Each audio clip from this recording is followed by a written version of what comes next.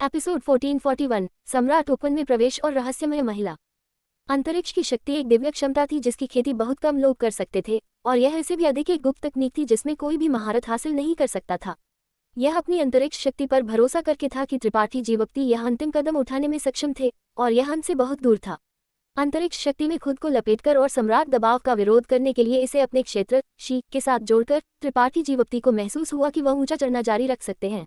ऐसे एक सफल प्रयास के बाद त्रिपाठी जीवक्ति को स्पष्ट रूप से एक विचार आया जिसने उन्हें उत्तेजित कर दिया। यह विचार काम करेगा या नहीं, यह अगले परीक्षण पर निर्भर करेगा। इन सब पर विचार करते हुए त्रिपाठी जीवक्ति का पिछला दुख दूर हो गया और उसकी जगह अतुलनीय उत्साह आ गया। लगातार अपनी अंतरिक्ष शक्ति को अपने क्षेत्र शीत में विलय करने के लिए आग्रह करते हुए त्रिपाठी जीवक्ति ने वही दोहराया जो वह पिछले 3 दिनों से कर रहे थे। सम्राट ओपन में प्रवेश। 7 दिनों के बाद एक सफेद रोशनी का पर्दा त्रिपाठी जीवक्ति के चारों ओर लपेट लिया गया और तेजी से आकाश में उड़ गया।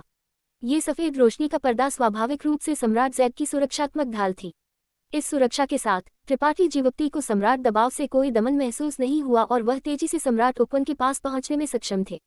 सम्राट ओपन के खुलने के बाद 10 दिन हो गए थे, और इन 10 दिनों के दौरान त्रिपाठी जीवक्ति अपने क्षेत्र शी को संघनित कर रहे थे और महान लाभ कमा रहे थे। भले ही उन्होंने बाकी सभी की तुलना में 10 दिन बाद सम्राट उपवन में प्रवेश किया था और कई अच्छी चीजें पहले से ही दूसरों द्वारा ले जाई गई थी, त्रिपाठी जीवक्ति को इसका कोई अफसोस नहीं था। उन खजानों की तुलना में इस बार उनका लाभ उन्हें संतुष्ट करने के लिए पर्याप्त से अधिक था। उनका क्षेत्र शी अब एक सीमा तक पहुंच गया था और सम्राट दबाव की मदद से अब और मजबूत नहीं किया जा सकता था, इसलिए त्रिपाठी जीवक्ति ने पूरी गति से सम्राट उपवन की ओर दौड़ने का तत्काल फैसला किया। जल्द ही त्रिपाठी जीवक्ति सबसे नजदीकी अंतरिक्ष सरणी एक डिस्क जैसी वस्तु के सामने पहुंच गए। जब उन्होंने इसे नीचे से देखा तो त्रिपाठी जीवक्ति ने सोचा कि यह एक ठोस वस्तु थी, लेकिन करीब से जांच करने पर उन्होंने पाया कि यह डिस्क वास्तव में ठोस नहीं थी बल्कि इसके बजाय शुद्ध ऊर्जा से बनी थी। इस डिस्क की सतह पर कई जटिल रेखाएं थीं जो चमक रही थी। ये अंतरिक्ष सरणी आरेख थे। त्रिपाठी जीवक्ति ने फिर सम्राट उपवन को देखा। त्रिपाठी जीवक्ति भौहें चढ़ाने में मदद नहीं कर सके। इतनी करीबी दूरी से इसे देखते हुए सम्राट उपवन ने कुछ भ्रामक एहसास दिया, जैसे कि यह वास्तविक और भ्रामक के बीच कहीं मौजूद था। ऐसा लगता था जैसे यह वहां तैर रहा था, या जैसे कि यह नहीं था, ये बस एक प्रक्षेपण था। थोड़ी देर के बाद त्रिपाठी जीवक्ति ने धीरे से अपना सिर हिलाया और अपनी निगाहें वापस ले ली। अंतरिक्ष सरणी पर अपना ध्यान वापस करते हुए उन्होंने कुछ देर के लिए इसे देखा और उनके चेहरे पर समझ का एक भाव दिखाई दिया। यहाँ और देर तक नहीं रहने का इरादा रखते हुए त्रिपाठी जीवक्ति ने अपना हाथ हिलाया और कुछ उच्च श्रेणी की संत क्रिस्टल बाहर भेजे, उन्हें सटीक रूप से अंतरिक्ष सरणी के खांचों में स्थापित करते हुए। तुरंत बाद अंतरिक्ष सरणी रोशन हो गई और त्रिपाठी जीवक्ति ऊपर की ओर गोली मार दी। एक पल बाद जब रोशनी दूर हो गई, त्रिपाठी जीवक्ति पहले से ही गायब हो गए थे। आकाश शांत था, जैसे कि वहां कोई नहीं था। एक अज्ञात घास के मैदान में उसी समय त्रिपाठी जीवक्ति का आंकड़ा एक अज्ञात हरे घास के मैदान पर दिखाई दिया। जैसे ही वह दिखाई दिए, त्रिपाठी जीवक्ति ने तुरंत अपनी बैंगनी ढाल बुलाई, जो एक बैंगनी रोशनी में परिवर्तित हो गई जो उनकी रक्षा करती थी। उसी समय उन्होंने अपनी दिव्य संवेदना जारी की और एक रक्षात्मक मुद्रा मान ली। उन्होंने अपनी चौकसी को कम करने की हिम्मत नहीं की। आखिरकार अन्य लोग उनसे 10 दिन पहले इस जगह में प्रवेश कर चुके थे। अगर वह अचानक किसी के घेराव में गिर गए तो निश्चित रूप से एक लड़ाई होगी। सौभाग्य से उनकी चिंताएं अनावश्यक थीं।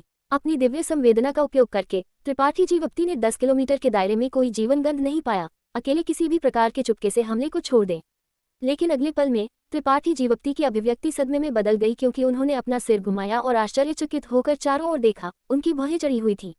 क्या ये सम्राट उपवन है? उनका वर्तमान स्थान वास्तव में एक घास के मैदान के शीर्ष पर था जो जहां तक आंख देख सकती थी फैला हुआ था। आकाश नीला था और दृष्टि में कोई बादल नहीं थे। सूरज आकाश में ऊंचा लटका हुआ एक अच्छा दिन था। लेकिन यह सम्राट उपवन कैसे हो सकता था? अन्य लोग शायद नहीं जानते होंगे कि सम्राट उपवन का आंतरिक हिस्सा कैसा दिखता है, लेकिन त्रिपाठी जीवक्ति बहुत स्पष्ट थे। जब वो कियानटोन को बचाने के लिए फेइजितु और अन्य के साथ गए थे तो वह पहले से ही एक बार सम्राट उपवन में प्रवेश कर चुके थे। वहां कई समृद्ध रूप से सजे हुए इमारतें और महल थे, तो घास का मैदान कैसे हो सकता था? हालांकि अगर कोई यह कहता कि यह सम्राट उपवन नहीं था तो त्रिपाठी जीवक्ति इस पर विश्वास नहीं करेंगे। आखिरकार उन्होंने अंतरिक्ष सरणी के माध्यम से इस जगह में प्रवेश किया था, इसलिए गलती होना असंभव था। यहाँ क्या हो रहा है? त्रिपाठी जीवक्ति उलझन में थे। मोहक सुंदरता का आकर्षण। उसी समय इस अंतरिक्ष में कहीं एक सुंदर महिला थी जो आग जैसी लाल महल पोशाक पहने हुई थी। उसकी भौं थोड़ी झुकी हुई थी क्योंकि उसके चेहरे पर आश्चर्य का एक भाव दिखाई दिया। इस सुंदर महिला का एक सुंदर आंकड़ा और एक उत्कृष्ट रूप था, स्पष्ट रूप से एक प्रथम श्रेणी की सुंदरता। अगर बस इतना ही था तो कुंजी यह थी कि यह सुंदर महिला सिर से पैर तक एक मोहक गंध उत्सर्जित करती थी। इस तरह की मोहक गंध कुछ ऐसा नहीं थी जो किसी ऐसे व्यक्ति से तुलना की जा सके जिसने किसी प्रकार की मोहित करने वाली तकनीक की खेती की थी, बल्कि कोई ऐसा व्यक्ति जो इसके साथ पैदा हुआ था।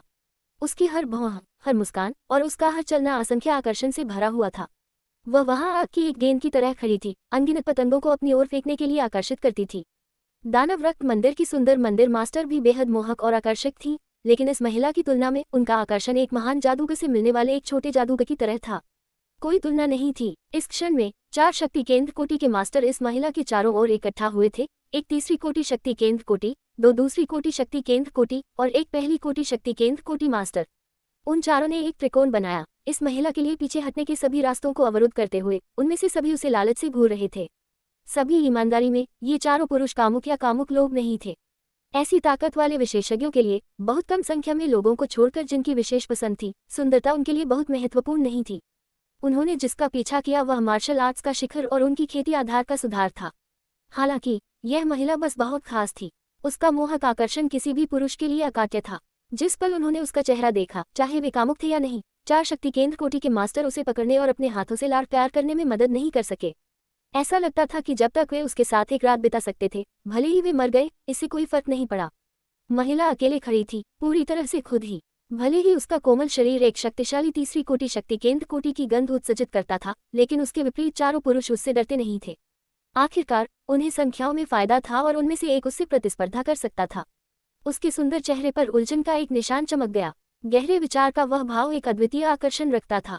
यहाँ तक कि उसकी थोड़ी झुकी हुई भौहें भी एक मनमोहक आकर्षण उत्सर्जित करती थीं। उसके चारों ओर इकट्ठा हुए 4 शक्ति केंद्र कोटि के मास्टर्स ने महसूस किया कि उनके दिल जंगली रूप से धड़क रहे हैं क्योंकि उनके चेहरे लाल हो गए थे। वे मदद नहीं कर सके, लेकिन महसूस किया कि उनके होंठ सूख गए हैं क्योंकि उनका खून उनके सिर तक दौड़ गया था। जल्द ही महिला की सुंदर आंखें चमक उठी, जैसे कि उन्होंने कुछ सोचा हो, और उसके चेहरे पर उत्साह का एक अकल्पनीय भाव दिखाई दिया क्योंकि उसने फुसफुसाया, वह यहाँ है, वह वास्तव में यहाँ है। उसकी आवाज नरम थी, लेकिन इसने एक अकाट्य आकर्षण उत्सर्जित किया। इस कोमल चेहरे पर एक चकाचौंध भरी मुस्कान खिली, जिससे अन्य 4 शक्ति केंद्र कोटि के मास्टर्स ने पूरी तरह से अपना दिमाग खो दिया और बिना किसी झिझक के एक ही समय में लाल रंग की सुंदर महिला पर हमला कर दिया। भले ही उनके हमले निर्मम थे, लेकिन कोई हत्यारा इरादा नहीं था। वे बस इस सुंदर महिला को जिंदा पकड़ना चाहते थे और उसे मनमाने ढंग से नष्ट करना चाहते थे। वे उसे कोई नुकसान पहुंचाने देने के लिए कैसे तैयार हो सकते थे? हालांकि उन्होंने इस सुंदर महिला की ताकत को बहुत कम आंका था। सभी दिशाओं से आने वाले जबरदस्त हमलों का सामना करते हुए सुंदर महिला की आंखों में असंतोष का एक निशान चमक गया, जैसे कि वह परेशान थी कि इन चारों ने उनके चिंतन को बाधित कर दिया था। भले ही ये सुंदर महिला गुस्से में थी, वह अभी भी असाधारण रूप से सुंदर थी। कम से कम जिन 4 पुरुषों ने उन पर हमला किया था, वे उनके लिए दया महसूस करने में मदद नहीं कर सके और अनजाने में अपने हमलों को धीमा कर दिया। सुंदर महिला ने हालांकि शिष्टाचार का थोड़ा सा निशान नहीं दिखाया। उसका कोमल शरीर जगह पर घूमता रहा क्योंकि एक गुलाबी धुंध अचानक हवा में भर गई। होंद होंद होंद, सभी हमले गुलाबी धुंध पर उतर गए, लेकिन वे केवल इसे कुछ बार घूमने का प्रबंधन कर सके, लेकिन इसे अलग करने में असमर्थ थे। कोहरा तेजी से दूर हो गया, जिससे सुंदर महिला का गुस्साया हुआ चेहरा सामने आया। अपने हाथ की एक लहर के साथ एक छोटा पंखे ने उसकी पकड़ में दिखाई दी। ये पंखे विश्व ऊर्जा से ओवरफ्लो हो रहा था और पहली नज़र में ये स्पष्ट था कि यह एक उच्च ग्रेड कलाकृति थी। इससे भी अधिक आश्चर्यजनक बात यह थी कि इस पंखे की सतह को कई उत्कृष्ट आंकड़ों के साथ कढ़ाई किया गया था। पुरुष और महिलाएं थे, वे सभी पूरी तरह से नग्न थे और सभी प्रकार की पोज में, जैसे कि वे खुद का आनंद ले रहे थे। पंखे की सतह पर पैटर्न वास्तव में एक कामुक चित्रकला थी। साधारण महिलाएं ऐसे शर्मनाक कलाकृति का उपयोग नहीं करेगी, लेकिन सुंदर महिला ने बिल्कुल भी परवाह नहीं की। उसका ज़ैद हाथ छोटे पंखे को भींचता रहा क्योंकि उसने अपने होंठ काटे और चिल्लाया, मौत को बुलावा देना। जैसे ही उसकी आवाज गिर गई, उसने धीरे से पंखे को हिलाया। पंखे की सतह पर कढ़ाई किया गया कामुक चित्रकला जीवित होता हुआ लगता था क्योंकि अनगिनत नग्न पुरुष और महिलाएं पंखे से बाहर निकले, सीधे 4 पुरुषों की ओर झपकते हुए और आंखों की पलक झपकते ही उनके शरीरों में डाल दिए गए। 4 पुरुषों के चेहरे बहुत बदल गए क्योंकि उन्होंने विरोध करने के लिए अपनी गुप्त कलाओं को परिसंचरण करने की कोशिश की, लेकिन पहले से ही बहुत देर हो चुकी थी। एक गलत चाल और पूरा खेल खो गया। उन्होंने लाल रंग की इस सुंदर महिला की भयानक ताकत को कम आंका था और अपने हमलों में निर्मम नहीं थे। अब जब उन पर इस महिला ने हमला किया था, तो वे खुद का बचाव कैसे कर सकते थे? उनके सामने का दृश्य तुरंत बदल गया। वे चारों शराब के एक पूल और मांस के एक जंगल में लगते थे। पतित संगीत जो किसी के खून को उबालता था, उनके कानों में गूंजता था। हल्के मलमल में पहने अनगिनत युवा महिलाएं उनके बगल में दिखाई दी, गाना और नृत्य करना। समय समय पर वे अपनी सुंदरता प्रदर्शित करेगी। उनकी सुंदर आंखें चली गईं और यह खुश करने का एक सहज ज्ञान था। 4 पुरुष तुरंत गिर गए और जगह पर मूर्खतापूर्ण तरीके से खड़े हो गए। उनमें से सभी अपने चेहरों पर खुश मुस्कान पहनते थे क्योंकि वे इस दृश्य में डूबे हुए थे, खुद को बाहर निकालने में असमर्थ थे। सुंदर महिला ने घृणा में चारों पुरुषों को देखा लेकिन फिर से हमला नहीं किया। इसके बजाय एक घूंघट निकाला और अपना चेहरा ढक लिया, इससे पहले कि तेजी से एक निश्चित दिशा में उड़ जाए। भले ही ये केवल एक अस्पष्ट एहसास था, वह जानती थी कि वह व्यक्ति आया था। ये बस इतना था कि बहुत समय बीत चुका था, पूरे 20 से 30 साल पहले, इसलिए उसके लिए उसे ढूंढने के लिए अपनी मूल गुप्त तकनीक पर भरोसा करना असंभव था। वह केवल अपनी सहज वृत्ति पर भरोसा कर सकती थी और प्रार्थना कर सकती थी कि वह सम्राट उपवन के बंद होने से पहले उसे ढूंढ सके। अन्यथा एक बार जब वह इस अवसर को चूक जाती थी तो वह फिर कभी ऐसा नहीं कर पाएगी। सुंदर महिला का आंकड़ा धीरे धीरे गायब हो गया और एक धूप की छड़ी के मूल्य के समय के बाद 4 पुरुष जो जगह पर खड़े थे, एक के बाद एक जमीन पर गिर गए। उनके 7 छिद्रों से खून बह रहा था क्योंकि उनके शरीर एकते थे और उनकी जीवन शक्ति तेजी से निकल जाती थी। केवल एकल चाल के साथ उसने 4 शक्ति केंद्र कोटि के मास्टर्स को मार डाला था। ये दर्शाता है कि उसकी ताकत कितनी भयानक थी। क्या ये अभी भी सम्राट उपवन है? हरे घास के मैदान पर त्रिपाठी जीवक्ति ने खाली हाथ खुद से बात की। उन्हें यहाँ पहुंचे हुए 1 कप चाय का समय हो गया था, लेकिन त्रिपाठी जीवक्ति अभी भी ये पता नहीं लगा पाए थे कि क्या हो रहा था। हालांकि यहाँ विश्व ऊर्जा की गंध वास्तव में बेहद समृद्ध थी, छायांकित सितारे की तुलना में बहुत समृद्ध थी और यहाँ तक कि अपने उच्च स्वर्ग संप्रदाय से भी कम नहीं थी। ये स्पष्ट था कि इस जगह ने तैरते हुए महाद्वीप को पार कर लिया था। इस दृष्टि से ये संभव था कि यह सम्राट उपवन था।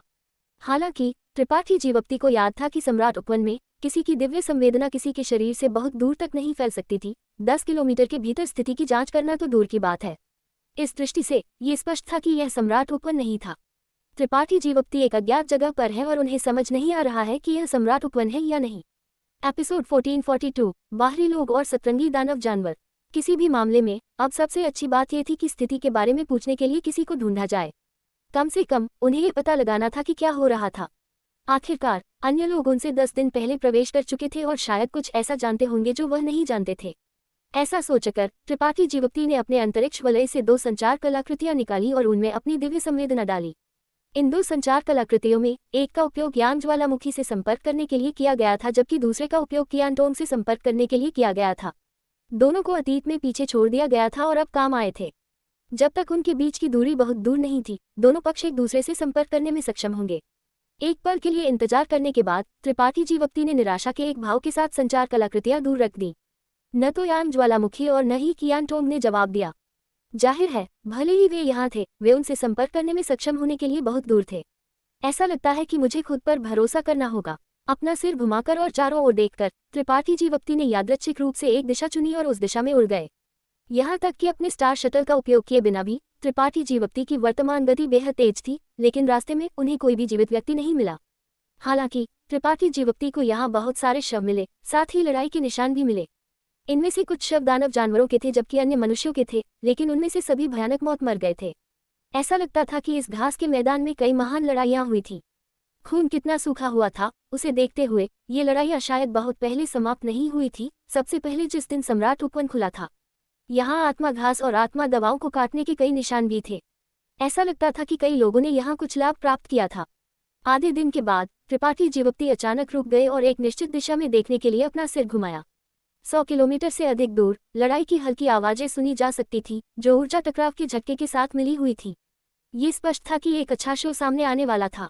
त्रिपाठी जीवक्ति ने संकोच नहीं किया और तुरंत दिशा बदल दी और उस दिशा में उड़ गए। अब जब वह शक्ति केंद्र कोटि में टूट गए थे और अपने क्षेत्र शी को सीमा तक संघनित कर चुके थे, तो वह यहाँ तक कि एक तीसरी कोटि शक्ति केंद्र कोटि मास्टर के खिलाफ भी लड़ सकते थे, इसलिए स्वाभाविक रूप से वह ऐसा करने के लिए पर्याप्त साहसी थे। 100 किलोमीटर की दूरी को 1 कप चाय बनाने में लगने वाले समय में कवर किया गया था। जब त्रिपाठी जीवक्ति पहुंचे और देखा कि क्या हो रहा था, तो वह अपनी भौहें उठाने में मदद नहीं कर सके और आश्चर्यचकित होकर बोले, सतरंगी एल्फ। त्रिपाठी जीवक्ति की आंखें लगभग अपने सॉकेट से बाहर निकल गईं। उन्होंने यहाँ प्रसिद्ध इंद्रधनुष एल्फ को देखने की उम्मीद नहीं की थी। उन्होंने इस दानव जानवर को पहचाना क्योंकि उन्होंने एक बार लियुयान रेत क्षेत्र के 6ठे मंजिल पर 10,000 साल की अगरबत्ती प्राप्त की थी। 10,000 साल की अगरबत्ती की मुख्य सामग्रियों में से एक सतरंगी एल्फ की इत्र थैली थी। कहने की जरूरत नहीं है, 10,000 साल की अगरबत्ती के फायदे कहने की जरूरत नहीं है। खेती करने वाला अगरबत्ती की खुशबू में खेती कर सकता था, जो उनके मन को शुद्ध कर सकता था और उनके आंतरिक राक्षसों को कम कर सकता था। हालांकि उन्हें परिष्कृत करने के लिए आवश्यक सामग्री ढूंढना बेहद मुश्किल था। उनमें से प्रत्येक एक लेवल 10 दानव जानवर के शरीर से बना था। उनमें से इंद्रधनुष एल्फ की थैली प्राप्त करना सबसे मुश्किल था।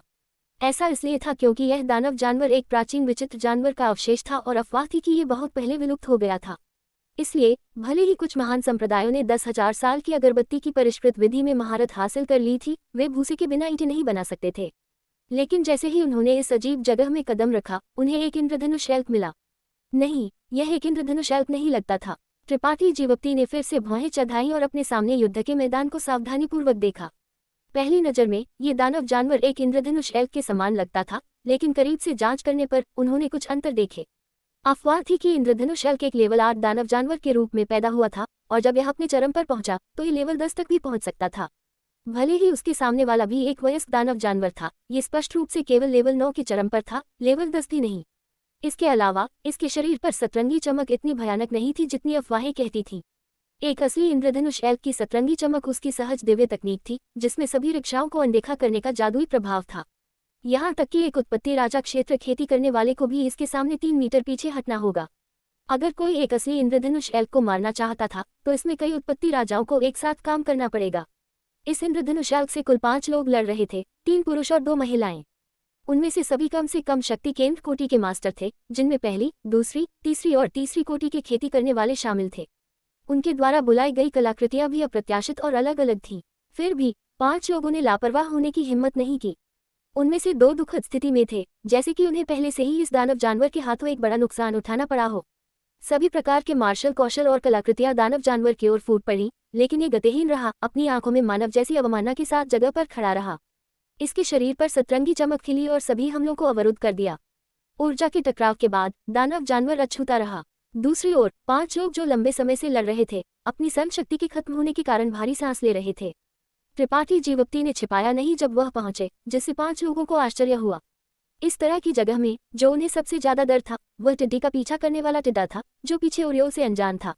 हालांकि जब उनकी दिव्य संवेदना त्रिपाठी जीवप्ती पर घूम गई तो उन्होंने पाया कि वह केवल एक पहली कोटि शक्ति केंद्र कोटि खेती करने वाले थे, इसलिए उनमें से सभी ने राहत की सांस ली। 5 में सबसे कमजोर इस स्तर पर था, और उनमें अभी भी दूसरी कोटि और तीसरी कोटि की खेती करने वाले थे। स्वाभाविक रूप से उन्होंने त्रिपाठी जीवप्ती को गंभीरता से नहीं लिया। एक दूसरे के साथ निगाहें बदलने के बाद एक मध्यम आयु वर्ग के व्यक्ति ने त्रिपाठी जीवप्ती की हरकतों पर नजर रखने के लिए अपने ध्यान का एक हिस्सा विभाजित किया, जबकि बाकी ने दानव जानवर को घेरना जारी रखा। त्रिपाठी जीवप्ती स्वाभाविक रूप से उनके कार्यों से वाकिफ थे, लेकिन वह बिल्कुल भी परेशान नहीं थे।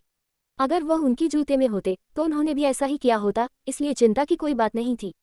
हालांकि त्रिपाठी जीवप्ती की भौं और भी कड़ी हो गई, क्योंकि उन्होंने पाया कि वह इन 5 लोगों में से किसी को नहीं पहचानते थे। भले ही त्रिपाठी जीवप्ती का छायांकित सितारे पर अन्य महान शक्तियों की खेती करने वाले के साथ ज्यादा संपर्क नहीं था, जब सम्राट उपवन इस बार खुला था तो वह बाहर अपने क्षेत्र शी को संगठित कर रहे थे। दूसरे शब्दों में उन्होंने अधिकांश खेती करने वाले को देखा था जो सम्राट उपवन के रास्ते में उनके पास से गुजर चुके थे। हालांकि उन्होंने इन 5 लोगों में से किसी को नहीं पहचाना। जिस बात ने त्रिपाठी जीवप्ती को सबसे ज्यादा हैरान किया वह ये था कि जो कपड़े ये 5 पहने हुए थे वे छायांकित सितारे पर उन लोगों से कुछ अलग थे, जैसे कि वे छायांकित सितारे से बिल्कुल नहीं थे। ऐसा सोचकर त्रिपाठी जीवप्ती को लगा जैसे वह एक बेहोशी में गिरने वाले थे। हालांकि वह केवल स्थिति के बारे में पूछने आए थे और उनमें दखल देने या उन्हें परेशान करने का कोई इरादा नहीं था। वह बस लड़ाई के खत्म होने का इंतजार करेंगे, इससे पहले कि आगे आकर बात करें। लड़ाई का परिणाम, लड़ाई जारी रही और 1 घंटे के बाद उन 5 ने निराशा और पीछे हटने के संकेत दिखाए।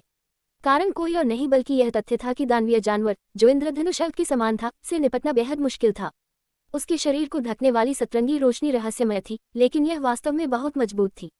इससे कोई फर्क नहीं पड़ा कि उन 5 ने कितनी कड़ी मेहनत की, वे इसे तोड़ नहीं सके। इसके अलावा दानव जानवर के जवाबी हमले समय समय पर बेहद तेज थे। इस बिंदु पर 5 और लोगों को सभी चोटें लगी थीं। सबसे गंभीर रूप से घायल काले बालों वाले बूढ़े व्यक्ति का पेट चीर दिया गया था और वह बहुत खून बह रहा था। हालांकि यह एक गंभीर चोट नहीं थी, अगर ये लड़ाई जारी रही तो ये केवल उनकी चोटों को और खराब करेगी और उनकी लड़ने की प्रभावशीलता को कमजोर करेगी। भाई मिन, क्या हमें अस्थायी रूप से पीछे हटना चाहिए और अपने विकल्पों पर पुनर्विचार करना चाहिए? एक अन्य सफेद बालों वाले बूढ़े व्यक्ति ने भौहें चढ़ाईं और कहा। हर कोई देख सकता था कि स्थिति निराशाजनक थी। इस तथ्य का उल्लेख किए बिना भी कि वे कम समय में दानव जानवर के लिए कुछ नहीं कर सकते थे, ये जगह इतनी खुली थी कि अगर एक भयंकर लड़ाई के बीच उनका फायदा उठाया गया तो यह संभावना थी कि वे मछुआरे होंगे जो स्थिति का फायदा उठाएंगे। आखिरकार त्रिपाठी जीवप्ती पहले से ही लड़ाई की आवाजों का पीछा कर चुके थे और इस जगह को ढूंढ लिया था। घायल काले बालों वाला बूढ़ा व्यक्ति एक अटूट व्यक्ति नहीं था, इसलिए उन्होंने सिर हिलाया और कहा, ठीक है, चलो पहले पीछे हटते हैं। चूंकि दो सबसे मजबूत बूढ़े पुरुषों ने पहले से ही ऐसा कहा था, तो थोड़ा कमजोर मध्यम आयु वर्ग के व्यक्ति और दो महिलाओं को स्वाभाविक रूप से कोई आपत्ति नहीं थी। पांचों लोगों ने सभी एक ढोंग किया और तुरंत लड़ाई से पीछे हट गए, बिजली की तरह तेजी से भाग गए। यह अज्ञात था कि यह जानबूझकर था या नहीं, लेकिन जिस दिशा में पांच लोग छोड़ गए वह वही थी जहां त्रिपाठी जीवप्ती खड़े थे। ऐसा लगता था कि वे दानव जानवर का थोड़ा विरोध करने के लिए उनका उपयोग करना चाहते थे। त्रिपाठी जीवप्ती ने भौहें चढ़ाईं और तुरंत समझ गए कि वे क्या सोच रहे थे। भले ही वह नाखुश थे, उन्होंने इसे नहीं दिखाया। चलो चलते हैं। 5 लोगों के समूह में एक छोटी युवा महिला जो एक काले पोशाक पहने हुए थी, जो लगभग 17 या 18 साल की लगती थी, ने त्रिपाठी जीवप्ती को बुलाया जब वह उनके पास से गुजरी। 5 लोगों में उनकी खेती सबसे कम थी। त्रिपाठी जीवप्ती की तरह वह केवल पहली कोटि शक्ति केंद्र कोटि पर थी। यह अज्ञात था कि वह किस प्रकार के खेती विधि का अभ्यास करती थी, लेकिन उनकी ताकत कम नहीं थी और उनकी दिखावट बिल्कुल नहीं बदली थी। दूसरी पार्टी के अच्छे इरादे थे, इसलिए त्रिपाठी जीवप्ती ने उन पर दांत दिखाए और पूछा, आप इस दानव जानवर को नहीं चाहते हैं ना? महिला ने भौहें चढ़ाई और जवाब देने का समय नहीं मिला। पलक झपकते ही वह सैकड़ों फीट दूर थी। उनका आंकड़ा कुछ और बार चमका और वह पहले से ही बहुत दूर थी। 5 लोग भागना चाहते थे, लेकिन दानव जानवर भयंकर हो गया। इसने एक हिरण की चीख के समान एक रोना निकाला और अपने चारों खुरों को हिलाया। अचानक एक सतरंगी प्रकाश धारा में बदल गया और 5 लोगों की दिशा में पीछा किया। उसकी गति बिजली की तरह तेज थी, नंगी आंखों से देखना लगभग असंभव था। जैसे ही ये दौड़ता रहा, एक सतरंगी रोशनी उसके शरीर से अलग हो गई और त्रिपाठी जीवप्ती की ओर गोली मार दी। ऐसे एक दानव जानवर का सामना करते हुए त्रिपाठी जीवप्ती ने लापरवाह होने की हिम्मत नहीं की। उन्होंने पहुंचकर इशारा किया और बैंगनी ढाल उनके सामने खड़ी हो गई। अगले पल सतरंगी रोशनी बैंगनी ढाल से टकरा गई। ये शांत था। जिस बात ने त्रिपाठी जीवप्ती को हैरान किया वह ये था कि उनकी बैंगनी ढाल इस हमले से पूरी तरह से बचाव करने में असमर्थ थी। सतरंगी रोशनी वास्तव में ढाल से गुजर गई जैसे कि यह कुछ भी नहीं था, सीधे इसे छेदते हुए और उनकी छाती की ओर वार करते हुए। लेकिन ढाल बिल्कुल भी क्षतिग्रस्त नहीं हुई थी। क्या वास्तव में कोई जादू था जो रक्षा को अनदेखा कर सकता था? त्रिपाठी जीवप्ती हैरान थे। उन्होंने खुद से सोचा, क्या ऐसा हो सकता है कि मैं अंधा था? क्या ये वास्तव में एक सतरंगी एल्फ था जिसे विलुप्त माना जाता था? लेकिन जल्द ही उन्होंने इस विचार को अस्वीकार कर दिया, क्योंकि भले ही सतरंगी रोशनी उनकी बैंगनी ढाल से गुजर गई, लेकिन इसकी शक्ति बहुत कम हो गई थी। इसमें वह भयानक शक्ति नहीं थी जो उसने अभी जारी की थी। अगर यह वास्तव में एक सतरंगी एल्फ की रोशनी थी, तो यह निश्चित रूप से ऐसा नहीं होगा। ऐसा लगता था कि भले ही यह दानव जानवर एक असली सतरंगी एल्फ नहीं था, इसका इस प्राचीन प्रजाति के साथ कुछ रक्त संबंध था। मुझे एक खजाना मिला है। त्रिपाठी जीवप्ती हैरान नहीं थे, लेकिन खुश थे। उनका आंकड़ा चमका और उन्होंने सतरंगी रोशनी के हमले को चकमा दिया। उसी समय उन्होंने अपनी उंगली झटकी और एक अंतरिक्ष ब्लेड बिजली की गति के साथ दानव जानवर पर हमला किया। दूसरी पार्टी ने त्रिपाठी जीवप्ती को गंभीरता से नहीं लिया, ये सोचकर कि वो उन्हें एक झटके से मार सकते हैं। ऐसा नहीं लगता था कि उसे उनके खिलाफ रक्षा करने का कोई इरादा है। जब अंतरिक्ष ब्लेड करीब आया तो उसे एहसास हुआ कि कुछ गलत है। इस समय चकमा देना बहुत देर हो चुकी थी। गहरा काला अंतरिक्ष ब्लेड ने दानव जानवर के शरीर को काट दिया और सतरंगी रोशनी हिल गई और एक छोटा सा छेद दिखाई दिया। वह रक्षा जिसे 5 लोग कितनी भी कोशिश करने के बाद भी नहीं तोड़ सके, वह त्रिपाठी जीवप्ती द्वारा किया गया था। त्रिपाठी जीवप्ती ने एक शक्तिशाली दानव जानवर को ढूंढ लिया है और अपने अद्वितीय अंतरिक्ष ब्लेड से उसकी रक्षा को भेदा है। एपिसोड 1443 दानव जानवर का वध और रहस्य उद्घाटन। आधे घंटे बाद त्रिपाठी जीवप्ती ने धीरे से सांस छोड़ी और आगे बढ़े, दानव जानवर के शरीर के सामने पहुंचकर, झुककर और उसके पेट में पहुंचकर उसकी थैली और दानव मूल निकालने के लिए। एक अजीब खुशबू बाहर निकली और जब किसी ने इसे सूंघा तो वे खुद को ताज़ा और बेहद आरामदायक महसूस करने में मदद नहीं कर सके। ये दानव जानवर वास्तव में रिक्तरेखा के मामले में सतरंगी एल्फ से संबंधित था। भले ही ये सीधी रिक्तरेखा नहीं थी, फिर भी ये एक संकर होना चाहिए। भले ही इसकी थैली और दानव मूल का उपयोग 10,000 साल की अगरबत्ती जैसे दुर्लभ खजानों को परिष्कृत करने के लिए नहीं किया जा सकता था, उन्हें किसी के दिल के राक्षसों का विरोध करने के लिए उपयोग की जाने वाली कुछ गोलियों को परिष्कृत करने के लिए उपयोग किया जा सकता था। इस तरह की गोली बेहद कीमती थी। ये कुछ ऐसा था जिसे खेती करने वाले अगले महान क्षेत्र में टूटते समय सबसे अधिक प्राप्त करना चाहते थे, लेकिन इसे प्राप्त करना भी सबसे मुश्किल था। एक गोली 10,000 सोने के सिक्कों से भी नहीं खरीदी जा सकती थी, इसलिए त्रिपाठी जीवप्ती जैसे एक किमियागर के हाथों में सुगंधित थैली और दानव मूल निश्चित रूप से एक बड़ी भूमिका निभाएगा और अकल्पनीय मूल्य लाएगा। भले ही अभी की लड़ाई त्रिपाठी जीवप्ती के लिए बहुत रोमांचक नहीं थी, फिर भी इसमें उन्हें काफी प्रयास करना पड़ा था। त्रिपाठी जीवप्ती केवल अपने अंतरिक्ष ब्लेड से इस दानव जानवर को नहीं मार सकते थे। दानव जानवर बस बहुत तेज था और स्थिति को बदतर होते देखने के बाद उसने वास्तव में भागने की कोशिश की, लेकिन त्रिपाठी जीवप्ती उसे अपनी मर्जी से कैसे करने दे सकते थे। उन्होंने तुरंत अपने स्पेक्ट्रल क्लाउड सरनी प्लेट को बुलाया और इसे घेरने के लिए बादलों के एक समुद्र में बदल दिया। स्पेक्ट्रल क्लाउड सरनी की शक्ति का उपयोग करके त्रिपाठी जीवोक्ति उसे फंसाने और मारने में सक्षम थे। स्पेक्ट्रल क्लाउड सरनी प्लेट कुछ ऐसा था जो त्रिपाठी जीवोक्ति ने सम्राट ओपन से प्राप्त किया था और बेहद शक्तिशाली था। जब फेइजितु और अन्य इसके अंदर फंसे हुए थे तो उन्हें बहुत पीड़ा हुई थी। त्रिपाठी जीवोक्ति की वर्तमान ताकत के साथ, उनके अंतरिक्ष ब्लेड और सुनहरे रक्त धागों के साथ दानव जानवर कैसे भाग सकता था। दानव मूल और थैली इस दानव जानवर के शरीर पर सबसे कीमती चीजें थीं, लेकिन एक चरम नौवीं कोटि दानव जानवर के शरीर को बर्बाद नहीं किया जा सकता था। त्रिपाठी जीवोक्ति ने एक पल के लिए इसके बारे में सोचा, इससे पहले कि हरे ड्रैगन अस्थि तलवार निकाले और उसमें अपनी संत शक्ति डाले। ड्रैगन अस्थि तलवार तुरंत 3 मीटर लंबे गहरे हरे ड्रैगन में परिवर्तित हो गई। इसने दानव जानवर के शव को निगल लिया और एक पल बाद उसे थूक दिया। जो कुछ बचा था वह एक झुर्रीदार शव था। इसका मांस और खून पूरी तरह से खाया गया लगता था। त्रिपाठी जीवोक्ति मुस्कुराए। ड्रैगन अस्थि तलवार एक कलाकृति थी जो बढ़ सकती थी। अपने दुश्मन के मांस और खून के सार को खाकर यह अधिक से अधिक शक्तिशाली हो जाएगी। संतुष्टि के साथ इसे दूर रखते हुए त्रिपाठी जीवोक्ति ने कुछ और संत शक्ति के तार जारी किए और स्पेक्ट्रल क्लाउड सरनी से पीछे हट गए। सरनी प्लेट प्राप्त करने के बाद त्रिपाठी जीवोक्ति ने अपना सिर घुमाया और उस दिशा में देखा जहां 5 लोग छोड़ गए थे। उनके पीछे हवा और गड़गड़ाहट की आवाज के साथ त्रिपाठी जीवोक्ति ने अपने पवन और गड़गड़ाहट पंखों को बुलाया और उनका आंकड़ा चमका, जगल से गायब हो गया। अजनबियों से मिलना। उसी समय 1000 किलोमीटर दूर एक प्राकृतिक गुफा में 5 शक्ति केंद्र कोटि के मास्टर, जिन्होंने पहले दानव जानवर से लड़ाई की थी, सभी यहाँ इकट्ठा थे। वे नहीं जानते थे कि किस तरह का दानव जानवर इस गुफा में रहता था। ये किसी प्रकार का अजगर लगता था, लेकिन इसे लंबे समय तक छोड़ दिया गया था। वातावरण सूखा था, इसलिए उन 5 ने इसे एक स्थायी आराम स्थान के रूप में उपयोग किया।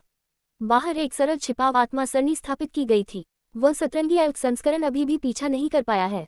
ऐसा लगता है कि वह छोटा बच्चा ही था जिसने उसे दूर भगाया था।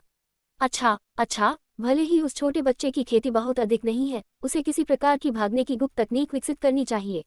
उसकी गति धीमी नहीं है। 5 लोगों में काले बालों वाले बूढ़े व्यक्ति, जो लंबे समय तक बाहर की स्थिति की जांच करने के लिए अपनी दिव्य संवेदना का उपयोग कर रहे थे, ने खुशी से कहा, लेकिन अपनी खेती के साथ मुझे डर है कि उसके लिए भागना मुश्किल होगा। सबसे कम खेती वाली छोटी महिला ने दुख का एक निशान दिखाया, जाहिर है थोड़ा दोषी महसूस कर रही थी। उसके जीवन या मृत्यु का हमसे क्या लेना देना है। सम्राट उपवन की यह यात्रा आश्चर्य से भरी होनी चाहिए थी, लेकिन किसने सोचा होगा कि यह हर कदम पर दुर्घटनाओं और कांटों से भरी होगी। हम 5 का अब तक जीवित रहना पहले से ही भाग्य की बात है, तो हम दूसरों की परवाह कैसे कर सकते हैं। सफेद बालों वाले बूढ़े व्यक्ति ने ठंडी सांस ली। एक अन्य मध्यम आयु वर्ग की महिला ने कहा, हाँ, मुझे उम्मीद नहीं थी कि सम्राट उपवन का आंतरिक हिस्सा इतना खतरनाक होगा। हमारे 10 लोगों के समूह में केवल 5 ही बचे हैं। अगर हम जल्दी पीछे नहीं हटे होते तो मुझे डर है कि हम भी अपनी जान गंवा चुके होते। हाँ, काले बालों वाले बूढ़े व्यक्ति ने हल्की सांस ली और आत्मनिंदा से कहा, ये सच है कि जितना बूढ़ा होता जाता है उतना ही डरपोक होता जाता है। भले ही सम्राट उपवन खतरों से भरा हुआ है, वहाँ कई लाभ भी हैं। अगर यह बूढ़ा मास्टर अभी भी जवान होता तो वह निश्चित रूप से पीछे नहीं हटता, लेकिन अब जब वह बूढ़ा हो गया है तो वह पहले की तरह सावधान नहीं है। ये शब्द सफेद बालों वाले बूढ़े व्यक्ति के साथ गूंजते थे और उन्होंने सिर हिलाया। हाँ, अतीत में आप और मैं कहाँ जाने की हिम्मत नहीं करते थे। भले ही यह एक ड्रैगन का अड्डा या एक बाग का मान था, हम अभी भी इसमें उद्यम कर सकते थे, लेकिन अब। एक और लंबी सांस बजी। कुछ समय के लिए गुफा शांत हो गई। केवल 5 लोगों की हल्की सांस सुनी जा सकती थी। लगभग आधी कप चाय के समय के बाद बाहर से अचानक एक जोरदार आवाज बजी। ये यान इन सभी दोस्तों को अभिवादन करता है। इस यान के पास कुछ ऐसा है जिसके बारे में वह आपसे परामर्श करना चाहेंगे। क्या उनके लिए प्रवेश करना संभव होगा? यह आवाज स्पष्ट रूप से उनके कानों तक पहुंची, जिससे क्रॉस लेग बैठे 5 लोगों के चेहरे बहुत बदल गए। सफेद बालों वाले बूढ़े व्यक्ति ने तुरंत चिल्लाया, ये कौन है? अपने सामने होने के बावजूद भी इस घुसपैठिए का कोई निशान नहीं ढूंढ पाने के कारण सफेद बालों वाले बूढ़े व्यक्ति को एक पूर्वाभास महसूस हुआ। उन्होंने गुप्त रूप से खुशी मनाई कि इस नवागंतुक ने एक चुपके से हमला नहीं किया था, अन्यथा अगर उसका कोई दुर्भावनापूर्ण इरादा था तो वे 5 एक जार में कछुए बन गए होंगे। बाहर से एक जोरदार हंसी आए। हमें अलग हुई ज्यादा समय नहीं हुआ है, क्या आप पहले से ही इस एक को भूल गए हैं? हाँ, मुझे पहले अपना परिचय देने दे। ये एक त्रिपाठी जीवोक्ति है। त्रिपाठी जीवोक्ति। 5 लोगों ने भौहें चढ़ाईं, लेकिन जब उन्होंने अपनी दिव्य संवेदना को बाहर की ओर घुमाया तो उनमें से सभी ने सदमे के भाव दिखाए। यह अभी का वह छोटा बच्चा है। वह न केवल मरा नहीं, बल्कि वह उस दानव जानवर से भागने में भी सफल रहा। ये कैसे संभव है? 5 लोगों ने एक दूसरे को देखा। उनमें से सभी हैरान थे कि त्रिपाठी जीवोक्ति उस दानव जानवर से भागने में कैसे सफल रहे, लेकिन उन्हें कुछ चिंताएं भी थीं।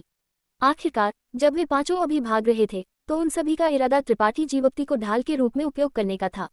अब जब दूसरी पार्टी ने उनका पीछा किया था तो उन्हें कोई पता नहीं था कि उनके इरादे क्या थे।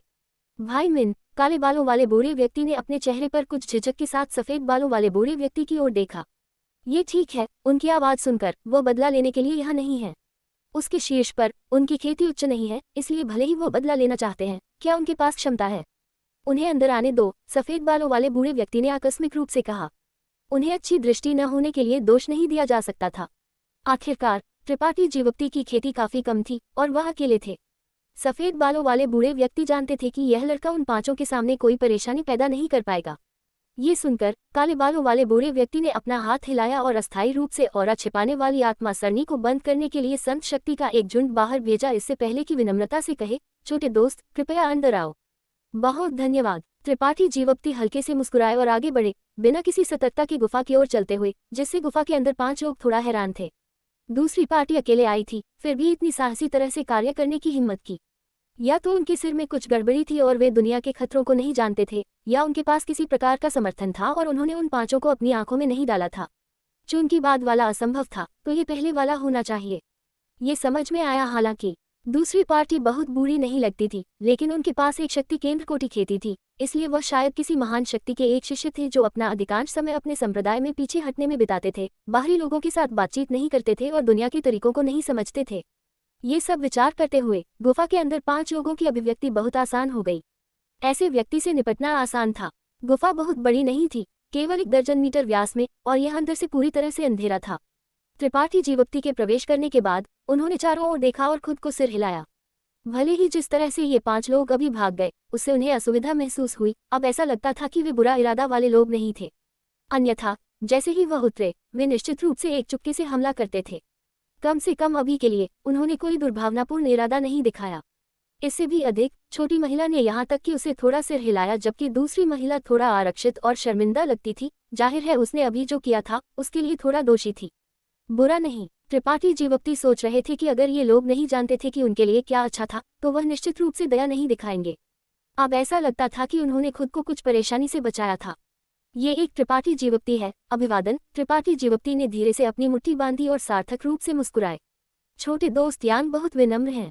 सफ़ेद बालों वाले बूढ़े व्यक्ति इस समूह के नेता लगते थे और रणनीतिक रूप से नहीं पूछा कि त्रिपाठी जीवप्ती दानव जानवर से कैसे भाग गए। इसके बजाय एक सुखद तरीके से खुद को पेश किया। ये बूढ़ा व्यक्ति पाइनमून द्वीप का द्वीप मास्टर मिनशा है। ये सभी इस बूढ़े मास्टर के करीबी दोस्त हैं। उनका व्यवहार आसान था, जैसे कि अभी कुछ भी नहीं हुआ था। पाइनमून द्वीप। त्रिपाठी जीवप्ती ने भौहें चढ़ाईं। उनके चेहरे पर एक खाली भाव था। हालांकि चूंकि दूसरी पार्टी एक द्वीप मास्टर थी, तो उन्हें अनंत समुद्री द्वीपों से होना चाहिए। त्रिपाठी जीवप्ती के लिए इस जगह के बारे में नहीं सुनना सामान्य था। आखिरकार वह कभी अनंत समुद्री द्वीपों में नहीं गए थे और केवल शक्ति जिससे उन्होंने वहां निपटा था वह सीहॉट संप्रदाय थी। त्रिपाठी जीवप्ती इसे मानना चाहते थे, लेकिन मिनशा के अगले शब्दों ने उन्हें जगह पर स्तब्ध कर दिया। हाँ, पाइनमून द्वीप एजोर ट्री स्टार पर एक द्वीप है, इसलिए छोटे दोस्त ने स्वाभाविक रूप से इसके बारे में कभी नहीं सुना है। क्या मैं पूछ सकता हूँ कि छोटे दोस्त यान किस सितारे से हैं? मिनशा ने पूछा। एजोर ट्री स्टार। त्रिपाठी जीवप्ती की आंखें चौड़ी हो गईं क्योंकि उन्होंने मिनशा और अन्य को सदमे में घूरना शुरू कर दिया। उनका मूड एक पल के लिए उतार चढ़ाव वाला था। हालांकि उनका दिमाग भी काफी तेज था। भले ही मिनशा ने ज्यादा कुछ नहीं कहा, केवल कुछ शब्द, त्रिपाठी जीवप्ती कुछ अप्रत्याशित जानकारी का अनुमान लगाने में सक्षम थे और आश्चर्य से पूछा, द्वीप मास्टर मिन, क्या ऐसा हो सकता है कि यह सम्राट उपवन केवल एक सितारे से खेती करने वालों के लिए सुलभ नहीं है? जैसे ही यह टिप्पणी बाहर आई, सभी 5 लोग हंस पड़े। त्रिपाठी जीवप्ती ने अपना सिर खुजाया और अजीब तरह से जगह पर खड़े हो गए, ये जानते हुए कि उन्होंने गलत सवाल पूछा होगा। क्या वह सितारा जहां से छोटे दोस्त यांग हैं, एक दूरस्थ जगह हो सकता है? मिनशा ने साहपूर्वक अनुमान लगाया। द्वीप मास्टर मिन सही है, वह सितारा जहां से यह यांग आया था वास्तव में काफी दूरस्थ है, इसलिए त्रिपाठी जीवप्ती ने धीरे से सिर हिलाया। ओह, कोई आश्चर्य नहीं, मिनशा ने सिर हिलाया। हमारा एजोर ट्री स्टार भी ऐसा ही है। इसका स्थान दूरस्थ है और बाहरी दुनिया से बातचीत करने के लिए असुविधाजनक है। मूल रूप से इस बूढ़े मास्टर और अन्य लोगों के पास छोटे दोस्त यान के समान विचार था, ये सोचकर कि केवल एजोर ट्री स्टार से एक खेती करने वाला ही सम्राट उपवन में प्रवेश कर सकता था। लेकिन प्रवेश करने के बाद हमने पाया कि पूरे सितारे के क्षेत्र से कोई भी खेती करने वाला इस जगह में प्रवेश कर सकता था। इस बूढ़े मास्टर ने भी इसके बारे में पूछा और पाया कि सम्राट उपवन में हर सितारे पर प्रक्षेपित एक प्रेत छवि है। जब तक किसी के पास एक सम्राट ज़ैड है, वे यहाँ टेलीपोर्ट करने के लिए अंतरिक्ष सरनी का उपयोग कर सकते हैं। तो बात यह है, त्रिपाठी जीवप्ती ने फुसफुसाया इससे पहले कि आकस्मिक रूप से कहे, इस यान का छायांकित सितारा आपके एजोर ट्री स्टार के समान है। छायांकित सितारा। 5 लोगों ने सभी भौहें चढ़ाईं। जाहिर है उन्होंने पहले कभी इसके बारे में नहीं सुना था। हालांकि भले ही ये ज्योट्री स्टार का स्थान दूरस्थ था और बाहरी दुनिया से बातचीत करने के लिए असुविधाजनक था, फिर भी ये छायांकित सितारे से कहीं बेहतर था। छायांकित सितारे को लगभग बाहरी दुनिया से अलग माना जा सकता था, अपने बाकी क्षेत्र के साथ संपर्क स्थापित करने में असमर्थ था। ये ज्योट्री स्टार निश्चित रूप से ऐसा नहीं था। त्रिपाठी जीवोक्ति को अब समझ में आ गया है कि सम्राट उपवन वास्तव में कई सितारों से खेती करने वालों के लिए एक एकत्रित स्थान है और वह अन्य सितारा क्षेत्रों की खेती करने वालों से मिल रहे हैं। एपिसोड 1444 पूरे सितारा क्षेत्र के लिए खुला उपवन। ऐसी स्थिति ने वास्तव में त्रिपाठी जीवोक्ति को हैरान कर दिया। उन्होंने कभी नहीं सोचा था कि सम्राट उपवन पूरे सितारा क्षेत्र के लिए खुलेगा। उन्होंने हमेशा सोचा था कि केवल छायांकित सितारे के खेती करने वाले ही प्रवेश कर सकते हैं। ये दुर्घटना छायांकित सितारे के खेती करने वालों के लिए एक आशीर्वाद के बजाय एक आपदा थी। आखिरकार प्रतिद्वंद्वियों की संख्या में वृद्धि के साथ खतरा भी काफी बढ़ जाएगा। ये सब विचार करते हुए त्रिपाठी जीवोक्ति हैरान थे और पूछा, द्वीप मास्टर मिन, क्या यहाँ कोई उत्पत्ति राजा क्षेत्र मास्टर है? इस सवाल को सुनकर मिनशा हल्का सा मुस्कुराया और अपना हाथ हिलाया। छोटे दोस्त यान, चिंता मत करो, यहाँ कोई उत्पत्ति राजा क्षेत्र मास्टर नहीं है, आप आश्वस्त रह सकते हैं। उन्हें पहले त्रिपाठी जीवोक्ति की समान चिंताएं थीं। आखिरकार ज्योट्री स्टार की दुनिया ऊर्जा बहुत समृद्ध नहीं थी और खेती संसाधन प्रचुर मात्रा में नहीं थे। भले ही कोई दुनिया सिद्धांत दमन नहीं था, उत्पत्ति राजा क्षेत्र में टूटने वाले खेती करने वालों की संख्या को एक हाथ पर गिना जा सकता था। पिछले 1000 वर्षों में ज्योट्री स्टार पर कोई उत्पत्ति राजा क्षेत्र खेती करने वाला नहीं था। अपनी तीसरी कोटि शक्ति केंद्र कोटि खेती के साथ मिनशा पहले से ही ज्योट्री स्टार पर शीर्ष मास्टरों में से एक थे। ये बिल्कुल छायांकित सितारे के समान था।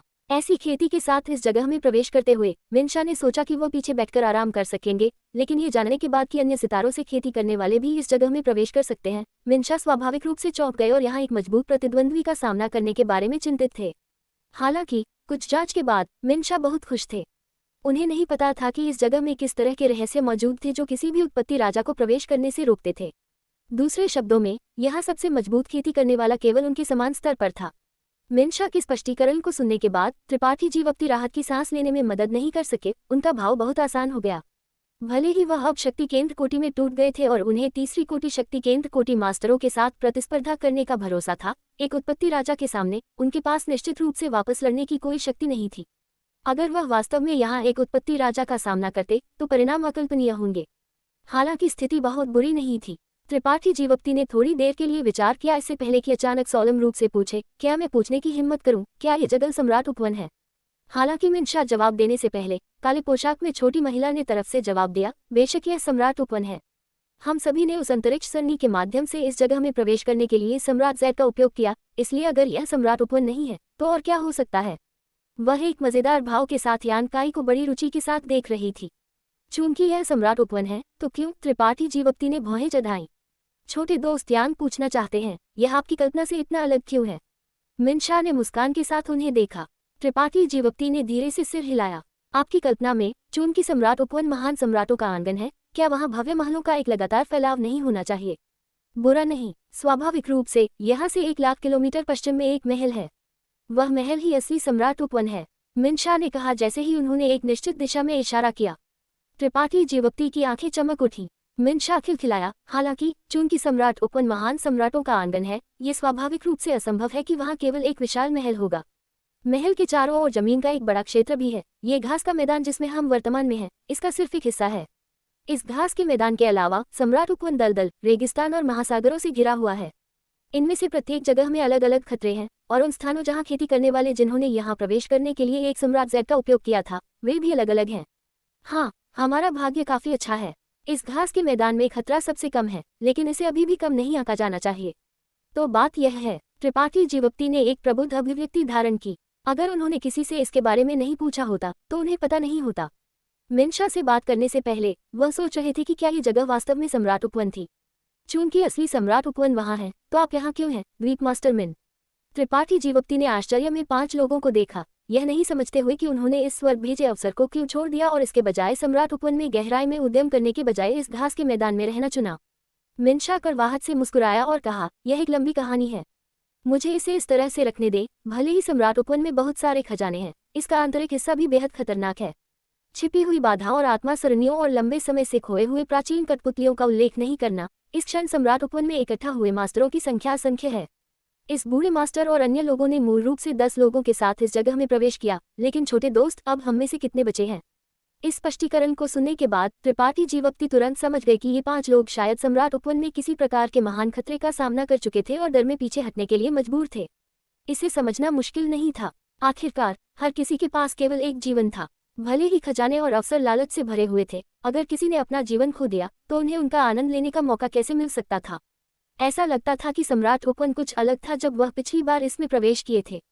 खतरे की डिग्री बहुत बढ़ गई होगी, अन्यथा ये 5 लोग इतने भयभीत नहीं हुए होंगे। इसके बारे में सोचकर यह आश्चर्यजनक नहीं था। पिछली बार जब त्रिपाठी जीवप्ती ने फेई जीतू और अन्य लोगों के साथ प्रवेश किया था तो सम्राट उपवन अभी तक आधिकारिक रूप से नहीं खुला था, इसलिए कुछ बाधाएं और आत्मा सरनियां अभी भी बंद थीं। त्रिपाठी जीवप्ती को विचार करते देखकर मिनशा ने उन्हें परेशान नहीं किया। केवल एक पल बाद एक जोरदार हंसी छोड़ी जब उन्होंने उत्साहपूर्वक कहा, हालांकि छोटे दोस्त यान को सम्राट उपवन की बाहरी परिधि को कम नहीं आंकना चाहिए। चाहे वह घास के मैदान, दलदल, रेगिस्तान या महासागर हो, सभी प्रकार के अवसर हैं जो किसी की आंखों को लाल कर सकते हैं। ओह, आपका क्या मतलब है? त्रिपाठी जीवप्ती को रुचि होने में मदद नहीं मिल सकी। वह महल वास्तव में महान सम्राटों के निवासों में से एक है, लेकिन छोटे दोस्त यांग, महान सम्राट जब वे जीवित थे तो अकेले नहीं रह सकते थे। हमेशा कुछ नौकर और शिष्य होते थे जो उनकी सेवा करते थे। ये बूढ़ा मास्टर महान सम्राट की खेती के बारे में अनुमान लगाने की हिम्मत नहीं करता, लेकिन यहाँ तक कि जो लोग उनकी सेवा करते हैं वे निश्चित रूप से कमजोर नहीं हैं। उन शिष्यों के लिए उनमें से सभी सम्राट उपवन के अंदर नहीं रहते बल्कि बाहर रहते हैं, इसलिए सम्राट उपवन की परिधि में कई छिपी हुई एकांत हवेलियां हैं। जब तक हम उनमें से एक को ढूंढ सकते हैं, हे इस बूढ़े मास्टर की यात्रा सार्थक हो जाएगी। मिनशा ने कहा जैसे ही उन्होंने अपनी लंबी दाढ़ी को सहलाया। उनके चेहरे पर एक फीकी लाल चमक चमक रही थी। हाँ, इन छिपी हुई गुफा निवासों के अलावा वहाँ बहुत सारे आत्मा घास और दवाएं भी हैं जो बाहरी दुनिया में बहुत पहले विलुप्त हो चुकी हैं, साथ ही दुर्लभ अयस्क भी हैं। यहाँ तक कि कुछ दुर्लभ दानव जानवर भी हैं, जैसे कि वह सतरंगी एलकभी की तरह। अगर हम उसे मार सकते हैं। छोटी महिला अचानक वाक्य के बीच में रुक गई और त्रिपाठी जीवप्ती को अजीब तरह से देखा, जैसे कि उसे अभी कुछ याद आया हो और पता नहीं था कि कैसे जारी रखना है। त्रिपाठी जीवप्ती ने सार्थक रूप से दांत दिखाए और बुरा नहीं माना, न केवल इसलिए कि उन्हें कोई नुकसान नहीं हुआ था, बल्कि इसलिए भी कि इन 5 लोगों ने उन्हें इस क्षण इतनी सारी जानकारी बताई थी। अकेले इससे वह अपने सभी पिछले शिकायतों को दूर कर सकते थे।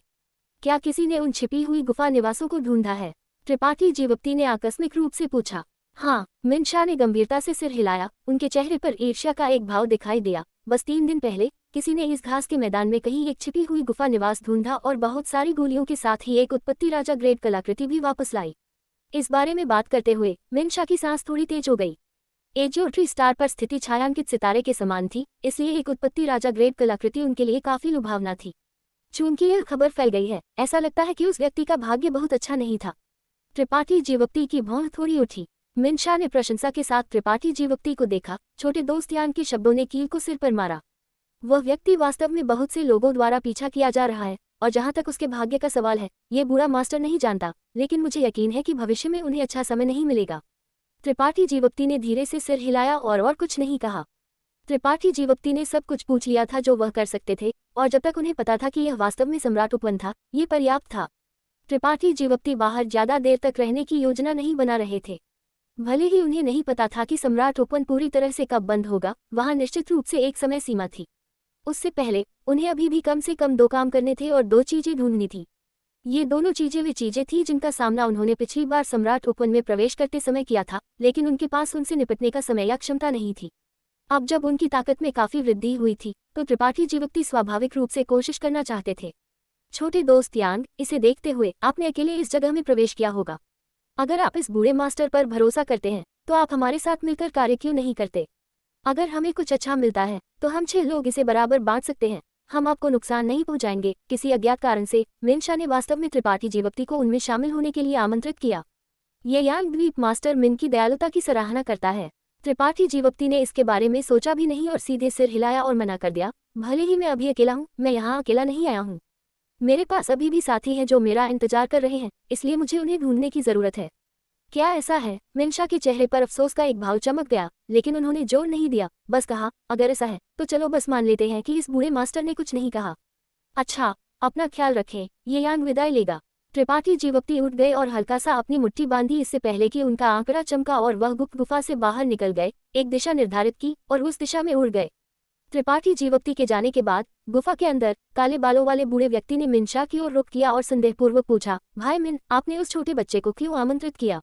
वह इतना मजबूत नहीं है। अन्य लोगों ने भी खाली भाव पहने, यह नहीं जानते हुए कि मिनशा के इरादे क्या थे। मिनशा खिलखिलाया और समझाया, भले ही उसकी ताकत कुछ खास नहीं है, चूंकि वह उस सतरंगी एल्क संस्करण से भागने में सक्षम था, उसकी गति शीर्ष स्तर की होनी चाहिए।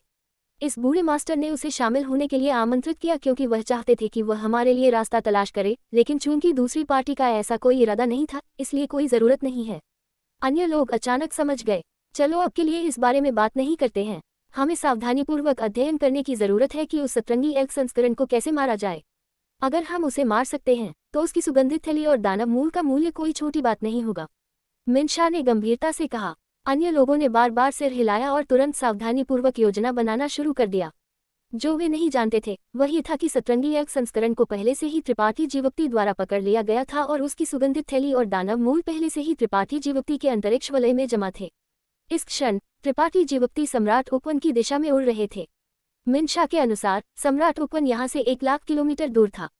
यहाँ तक कि त्रिपाठी जीवप्ती की गति के साथ उन्हें वहां पहुंचने में 2 या 3 दिन लगेंगे, इसलिए वह जल्दी में नहीं थे। सतह पर त्रिपाठी जीवप्ती शांत और उदासीन थे, लेकिन गहराई में वह उत्साह और अपेक्षा से भरे हुए थे। उनका दिल लालसा से भरा हुआ था, वह यहाँ सुयान से मिलने के लिए तरस रहे थे। त्रिपाठी जीवप्ती ने अब सम्राट उपवन की संरचना और खतरों के बारे में जान लिया है और अपने लक्ष्यों की ओर बढ़ रहे हैं। एपिसोड 1445 सुयान की लालसा और बर्फ हृदय घाटी। चूंकि सम्राट उपवन पूरे सितारा क्षेत्र के लिए खुला था, जब तक पाटिल सुमित्रा अभी भी सितारा क्षेत्र के भीतर थी, उन्हें इसमें प्रवेश करने का एक मौका मिलता। हालांकि त्रिपाठी जीवप्ती नहीं जानते थे कि उनकी वर्तमान खेती क्या थी, क्या वह प्रवेश करने के लिए योग्य थी, और भले ही वह थी, क्या वह एक सम्राट जेड प्राप्त कर पाएंगी।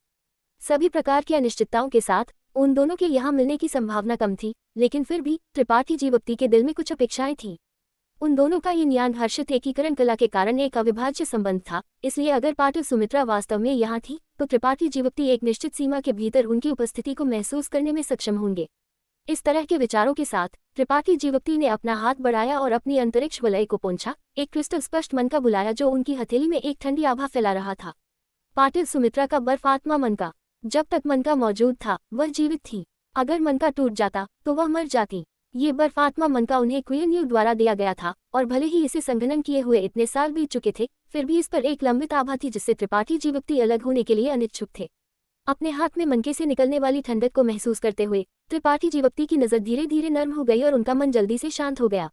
मनके को वापस अपनी अंतरिक्ष वलय में जमा करते हुए त्रिपाठी जीवप्ती ने एक रोलिंग ड्रैगन की दहाड़ की तरह एक लंबी दहाड़ छोड़ी, अपने दिल में आखिरी गुस्से को बाहर निकाला, इससे पहले कि सम्राट उपवन की ओर बिजली की तेजी से बढ़ जाएं। एक रहस्यमय गुफा निवास। एक दिन बाद त्रिपाठी जीवप्ती अभी भी घास के मैदान में उड़ रहे थे। उनके आसपास का दृश्य ज्यादा नहीं बदला लगता था, जो दिखाता है कि यह अजीब जगह कितनी बड़ी थी। रास्ते में त्रिपाठी जीवप्ती को कोई खतरा नहीं हुआ। भले ही अब सम्राट उपवन में कई खेती करने वाले प्रवेश कर रहे थे, वे सभी इतने बड़े क्षेत्र में फैले हुए थे कि भीड़ बहुत घनी नहीं थी। दूसरी ओर घास के मैदान में कई अजीब दानव जानवर घूम रहे थे, जिनमें से प्रत्येक ऐसा लगता था कि उन्हें हल्के में नहीं लिया जाना चाहिए। उनमें से कुछ में अविश्वसनीय दानवी शक्ति थी, कुछ बेहद मजबूत थे और कुछ भागने में अच्छे थे, किसी को भी उनके पास आने का मौका नहीं देते थे। त्रिपाठी जीवप्ती ने इन दानव जानवरों से निपटने में कोई समय बर्बाद नहीं किया, वह बस किसी को ढूंढना चाहते थे ताकि पूछ सके कि क्या वह सही दिशा में जा रहे थे। जैसे ही वह उड़े, उनकी दिव्य चेतना आराम से सभी दिशाओं में फैल गई। एक अगरबत्ती जलने में लगने वाले समय के बाद त्रिपाठी जीवप्ती का आंकड़ा अचानक रुक गया और उनके चेहरे पर खुशी का भाव दिखाई दिया। उनके बाएं से ज्यादा दूर नहीं, स्पष्ट रूप से जीवित लोगों की आभा थी और उनमें से बहुत सारे लगते थे। त्रिपाठी जीवप्ती ने अपना मन बनाया और दिशा बदल दी, उस दिशा में बढ़ गए। थोड़े समय के बाद त्रिपाठी जीवप्ती उन लोगों के स्थान पर पहुंच चुके थे। चारों ओर देखते हुए उनका भाव हक्का बक्का होने में मदद नहीं कर सका। उन्होंने उत्कृष्ट भावनाओं में एक निश्चित स्थान को घूरना शुरू कर दिया और उनके चेहरे पर रुचि का भाव दिखाई दिया। इसका कारण कोई और नहीं था, बल्कि यह था कि उन्होंने वास्तव में यहाँ प्रतिबंधों और सरनियम के निशान पाए थे।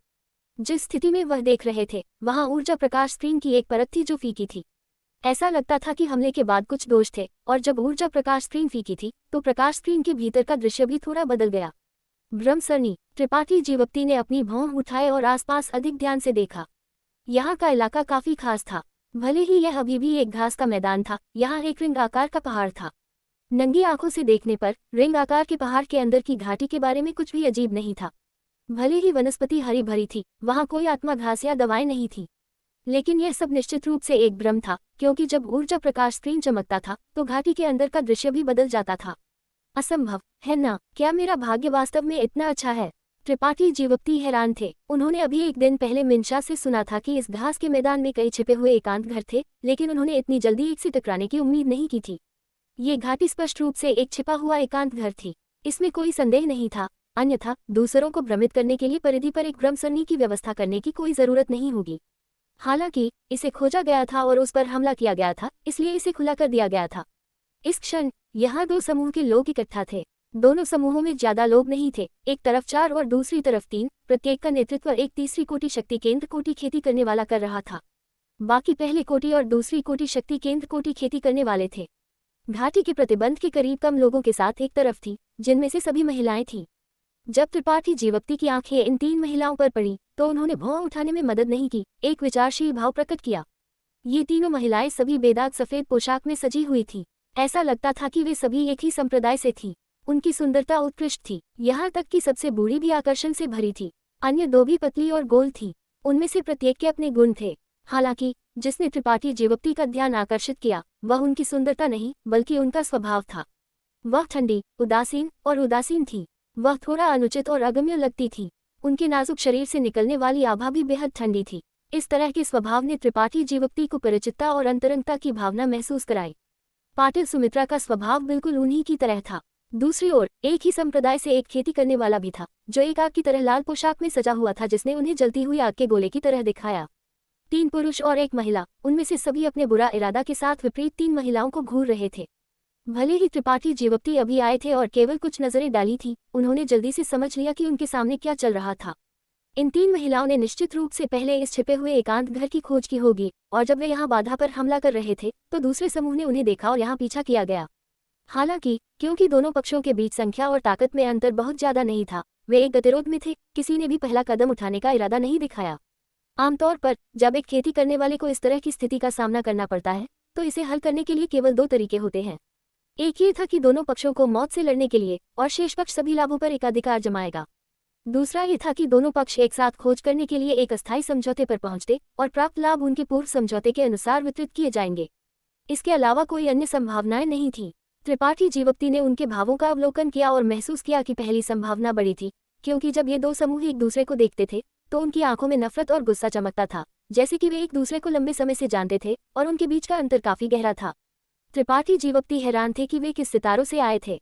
ये दिलचस्प है। त्रिपाठी जीवप्ती बहुत खुश थे। अगर ये दोनों पक्ष वास्तव में हाथ मिलाते तो वह निश्चित रूप से इस लड़ाई को जीतने में सक्षम होते। 1 के मुकाबले 7, जिनमें से 2 तीसरी कोटि शक्ति केंद्र कोटि मास्टर थे।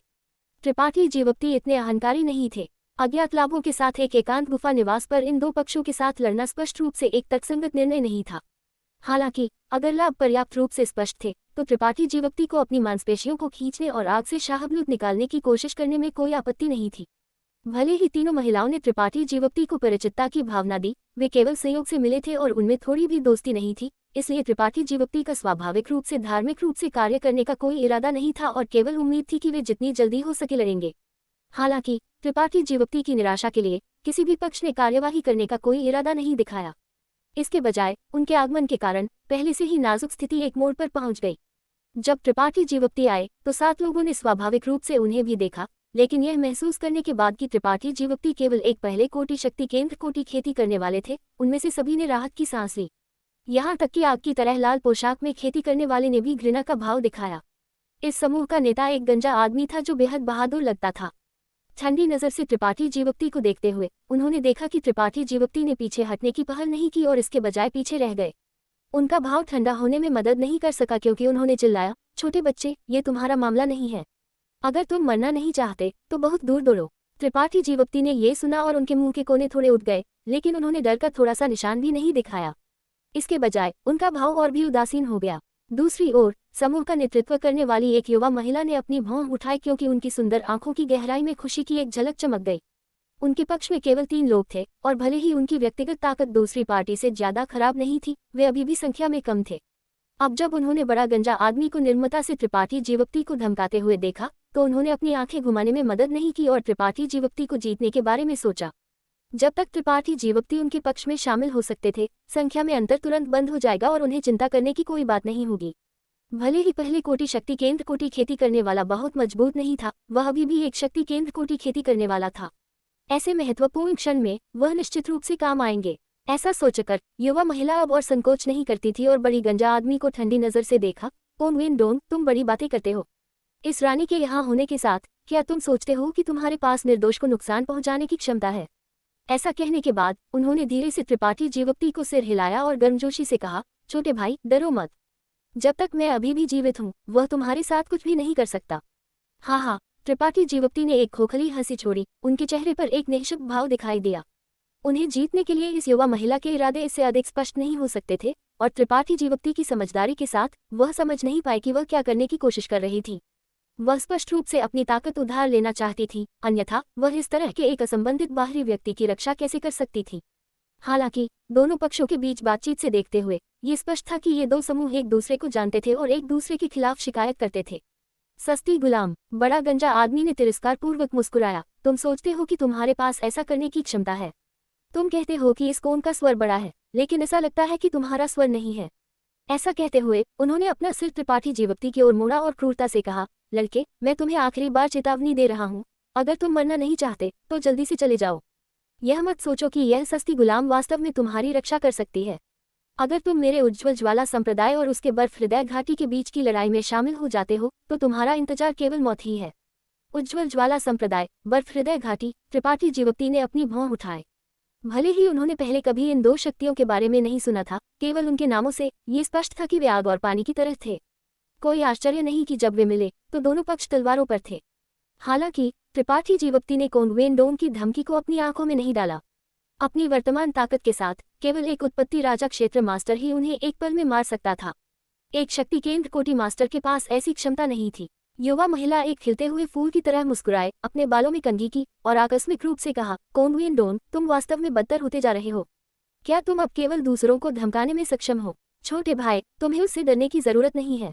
भले ही उज्ज्वल ज्वाला संप्रदाय असाधारण नहीं है, मेरी बर्फ हृदय घाटी को धमकाना आसान नहीं है। अगर तुम इस मालकिन की इस बार मदद कर सकते हो तो यह मालकिन तुम्हें कुछ लाभ दे सकती है। तुम क्या सोचते हो? जो उन्होंने कहा उसे सुनकर कोंगवेन डोंग ने भौहें चढ़ाईं, लेकिन त्रिपाठी जीवक्ति की रुचि बढ़ गई और उन्होंने एक मुस्कान के साथ पूछा, किस तरह के लाभ हैं? युवा महिला एक खिलते हुए फूल की तरह मुस्कुराए और धीरे से कहा, गोलियां, संत क्रिस्टल, तुम क्या सोचते हो? त्रिपाठी जीवक्ति ने कटाक्ष किया और धीरे से सिर हिलाया।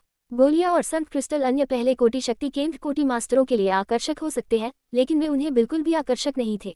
त्रिपाठी जीवक्ति ने एक छिपा हुआ गुफा निवास पाया है और अब दो प्रतिद्वंद्वी गुटों के बीच फंसे हुए हैं। एपिसोड 1446, उज्ज्वल ज्वाला संप्रदाय और बर्फ हृदय घाटी। तो तुम्हें क्या लाभ चाहिए? युवा महिला थोड़ी अप्रसन्न लग रही थी कि त्रिपाठी जीवक्ति वास्तव में इस समय उनसे सौदेबाजी कर रहे थे। इससे पहले कि त्रिपाठी जीवक्ति जवाब दे पाते, कोंगवेन डोंग ने उन्हें कोई मौका नहीं दिया। वह बस बैठकर और त्रिपाठी जीवक्ति को इस युवा महिला द्वारा जीते जाते हुए कैसे देख सकते थे। उनका भाव उग्र हो गया। कोंगवेन डोंग ने चिल्लाया, लड़के, इस कोंग ने तुम्हें पहले ही एक मौका दिया है, लेकिन तुमने अपनी खुद की मौत चुनने का फैसला किया, इसलिए तुम किसी और को दोष नहीं दे सकते। एक तुच्छ पहले कोटि शक्ति केंद्र कोटि, अगर ये कौन तुम्हें मारना चाहता है तो कौन मुझे रोक सकता है? ऐसा कहते हुए कोंगवेन डोंग ने अपनी संत शक्ति को धक्का दिया और एक झुलसाने वाली आभा उनके शरीर से फैल गई, जिससे आसपास का तापमान अचानक एक स्तर तक बढ़ गया। कोंगवेन डोंग एक हत्याकांड पर जाने की तरह लगता था, लेकिन वास्तव में वह बस त्रिपाठी जीवक्ति को पीछे हटने के लिए मजबूर करने के लिए एक अभिनय कर रहे थे। चूंकि उन्होंने पहले से ही मौखिक रूप से दूसरी पार्टी को नाराज कर दिया था, कोंगवेन डोंग स्वाभाविक रूप से त्रिपाठी जीवक्ति को रहने नहीं देना चाहते थे। लेकिन त्रिपाठी जीवक्ति की पृष्ठभूमि को समझे बिना कोंगवेन डोंग वास्तव में एक बड़ा हंगामा नहीं करना चाहते थे। कोंगवेन डोंग की योजना बहुत अच्छी थी और उनके विचार स्पष्ट थे, लेकिन महल की पोशाक में युवा महिला कोई मूर्ख नहीं थी। वह बस खड़े होकर और त्रिपाठी जीवक्ति को जाते हुए कैसे देख सकती थी। कोंगवेन डोंग की आवाज गिरने का इंतजार किए बिना उन्होंने चिल्लाया, अगर तुम्हारे पास क्षमता है तो कोशिश करो। उनके नाजुक शरीर से विकिरण होने वाली ठंडक और भी तेज हो गई क्योंकि उन्होंने कोंगवेन डोंग को बिना झुके घूरना शुरू कर दिया। त्रिपाठी जीवक्ति ने भौहें चढ़ाई क्योंकि उन्होंने इस सुंदर महिला को एक उदासी भाव के साथ घूरा। दूसरी पार्टी के शब्द अभी पहली नजर में ऐसे नहीं लगते थे कि उनमें कुछ भी गलत था। इसके बजाय ऐसा लगता था कि वह उनकी रक्षा करने की कोशिश कर रही थी। लेकिन अगर त्रिपाठी जीवक्ति का अनुमान सही था तो ये महिला स्पष्ट रूप से इतनी दयालु नहीं थी। वह कोंगवेन डोंग के उन पर हमला करने के लिए उत्सुक लगती थी। ये समझा जा सकता था, अगर यह गंजा आदमी वास्तव में उन पर हमला करता तो वह निश्चित रूप से उन्हें तीन महिलाओं की तरफ धक्का देता, उन्हें अपना मददगार बनने के लिए मजबूर करना। उस समय चाहे वह इच्छुक थे या नहीं, अगर वह जीना चाहते थे तो उन्हें उनके साथ हाथ मिलाना पड़ेगा। यह महिला सतह पर दिखाई देने वाली इतनी शुद्ध नहीं थी और वास्तव में काफी षड्यंत्रकारी थी। इसने त्रिपाठी जीवप्ती के उनके प्रति प्रभाव को बहुत कम कर दिया। अब कुंजी ये थी कि क्या कोंग वेन डोंग उनके उकसावे में फंसेंगे या नहीं। ऐसा सोचकर त्रिपाठी जीवप्ती ने फिर से बहादुर गंजे आदमी की ओर देखा, लेकिन एक ही नजर के बाद वह आह भरने में मदद नहीं कर सके। दूसरी पार्टी उज्ज्वल ज्वाला संप्रदाय से एक खेती करने वाला था, इसलिए जो गुप्त कला वह खेती करते थे वह निश्चित रूप से एक अग्नि विशेषता खेती करने वाला था। इस तरह की गुप्त कला की खेती करने वाले अधिकांश खेती करने वालों में एक आम समस्या थी, वह ये था कि वह गुस्सैल थे। आक्रामक होना किसी व्यक्ति के व्यक्तित्व से कोई लेना देना नहीं था, ये पूरी तरह से खेती तकनीक के कारण था। युवा महिला के शब्दों ने कोंग वेन डोंग को ऐसा महसूस कराया जैसे वह एक बाघ की सवारी कर रहे थे। इसके अलावा वह एक हल्के स्वभाव वाले व्यक्ति नहीं थे, वह क्यों संकोच करेंगे। इससे भी बढ़कर एक तुच्छ पहले कोटि शक्ति केंद्र कोटि। उन्होंने वास्तव में त्रिपाठी जीवप्ती को अपनी आंखों में नहीं डाला, अन्यथा वह यहाँ आने पर उन्हें इतनी अशिष्टता से दूर नहीं भगाते। उन्होंने पापपूर्वक हंसा। कोंग वेन डोंग ने कहा, बच्चे, जब तुम पाताल लोक पहुंचो तो इस बूढ़े आदमी को दोष मत देना। अगर तुम किसी को दोष देना चाहते हो तो उस कुतिया को दोष दो, उसने मुझे मजबूर किया। ऐसा कहते हुए उन्होंने अपना हाथ बढ़ाया और त्रिपाठी जीवप्ती के सिर की ओर पकड़ लिया। आकाश और पृथ्वी के बीच अग्नि विशेषता आभा अचानक त्रिपाठी जीवप्ती के सिर के ऊपर इकट्ठा हो गई और जल्द ही एक विशाल ज्वलंत हथेली ने आकार ले लिया, निर्दयी रूप से त्रिपाठी जीवप्ती की ओर नीचे गिरते हुए जोर से जल रही थी। इस दृश्य को देखकर युवा महिला की आंखें सिकुड़ गई, क्योंकि उनके चेहरे पर भयानक भय भर गया। भले ही उन्होंने साल भर उज्ज्वल ज्वाला संप्रदाय के खेती करने वालों के साथ लड़ाई लड़ी थी, ये पहली बार था जब उन्होंने इतना शक्तिशाली हमला देखा था। कोंग वेन डोंग ने स्पष्ट रूप से अपने अग्नि विशेषता हमलों की पूरी सीमा प्रदर्शित की थी। भले ही वह हैरान थी, समूह का नेतृत्व करने वाली युवा महिला ने इस दुर्लभ अवसर को हाथ से जाने नहीं दिया। जैसे ही कोंग वेन डोंग ने त्रिपाठी जीवप्ती पर हमला किया, लगभग सभी का ध्यान आकर्षित किया। युवा महिला ने अचानक फूलों के माध्यम से एक तितली फड़फड़ाने की तरह अपने हाथ हिलाए। उनका शरीर एक ठंडा आभा फैला रहा था, क्योंकि उनके सामने एक सफेद बर्फ भाला बन गया था। एक चीख के साथ ये भाला थोड़ा कांप गया और विपरीत तरफ सबसे कमजोर खेती करने वाले की ओर एक तीर की तरह निकल गया। इस खेती करने वाले की खेती त्रिपाठी जीवप्ती के समान थी, एक पहले कोटि शक्ति केंद्र कोटि खेती करने वाला, साथ में सबसे कमजोर में से एक। अपनी 10 उंगलियों को घायल करना एक को काटने से उतना अच्छा नहीं था। युवा महिला की उपस्थिति काफी अच्छी थी, लेकिन उनके हमले बेहद क्रूर और निर्दयी थे। एक दयनीय चीख तुरंत बज उठी, क्योंकि युवा महिला द्वारा लक्षित खेती करने वाले ने खून की एक घूंट थूक दी। भले ही उन्होंने महत्वपूर्ण क्षण में सहज रूप से अपने शरीर को स्थानांतरित कर दिया था, बर्फ भाले ने अभी भी अपने निचले पेट को छेदा, तुरंत उन्हें भारी खून बहने का कारण बनाया। वह बुरी तरह से घायल हो गए थे। आखिरकार यह उनसे 2 छोटे क्षेत्रों उच्च एक खेती करने वाले द्वारा शुरू किया गया एक चुपके से हमला था, इसलिए ये पहले से ही एक चमत्कार था कि वह अभी भी जीवित थे। फिर भी उन्होंने अपनी अधिकांश लड़ाई की ताकत खो दी थी और आगामी लड़ाई में ज्यादा भूमिका नहीं निभा पाएंगे। अपने हमले को सफल होते देखकर युवा महिला के नाजुक चेहरे पर एक संतुष्ट मुस्कान दिखाई दी। कोंग वेन डोंग एक पल के लिए हक्का बक्का रह गए, इससे पहले कि उनका भाव अचानक विकराल हो गया, क्योंकि उन्होंने अपने दांत पीसे और चिल्लाया, सस्ती कुतिया, तो ये सब समय तुम्हारी योजना थी। उन्होंने इस युवा महिला की चतुराई को कम आंका था। उन्होंने सोचा था कि उनके हमला करने के बाद ये युवा महिला त्रिपाठी जीवप्ती को बचाने की कोशिश करेगी और फिर उनका समर्थन जीतेगी, एक 4 बनाम 4 स्थिति बनाएगी। लेकिन वह कैसे जान सकते थे कि इस युवा महिला ने त्रिपाठी जीवप्ती के जीवन या मृत्यु को अपनी आंखों में बिल्कुल नहीं डाला और इसके बजाय इस अवसर का लाभ उठाया ताकि उनके अपने लोगों में से एक को बुरी तरह से घायल कर सके। एक अज्ञात लड़के के जीवन को अपने ही लोगों में से एक की ताकत के साथ बदलना। बर्फ हृदय घाटी ने इस सौदे से बहुत फायदा उठाया था। कोंग वेन डोंग का चेहरा एक मरे हुए आदमी से ज्यादा बदसूरत था, जैसे कि उन्होंने अभी एक मक्खी निगल ली हो और बेहद घृणित थे। युवा महिला दूसरी ओर एक फूल की तरह मुस्कुराए और आराम से कहा, कोंग वेन डोंग, अगर तुम जानते हो कि तुम्हारे लिए क्या अच्छा है तो जल्दी से दौड़ो, अन्यथा इस रानी को अशिष्ट होने के लिए दोष मत देना। हरामजादा, कोंग वेन डोंग ने जोर से शाप दिया, क्या तुम सोचते हो कि तुम इस पिता को खा सकते हो? तुम आकाश और पृथ्वी की विशालता को नहीं जानते। देखो यह क्या है। युवा महिला ने दूसरी पार्टी के अपमानों की परवाह नहीं की।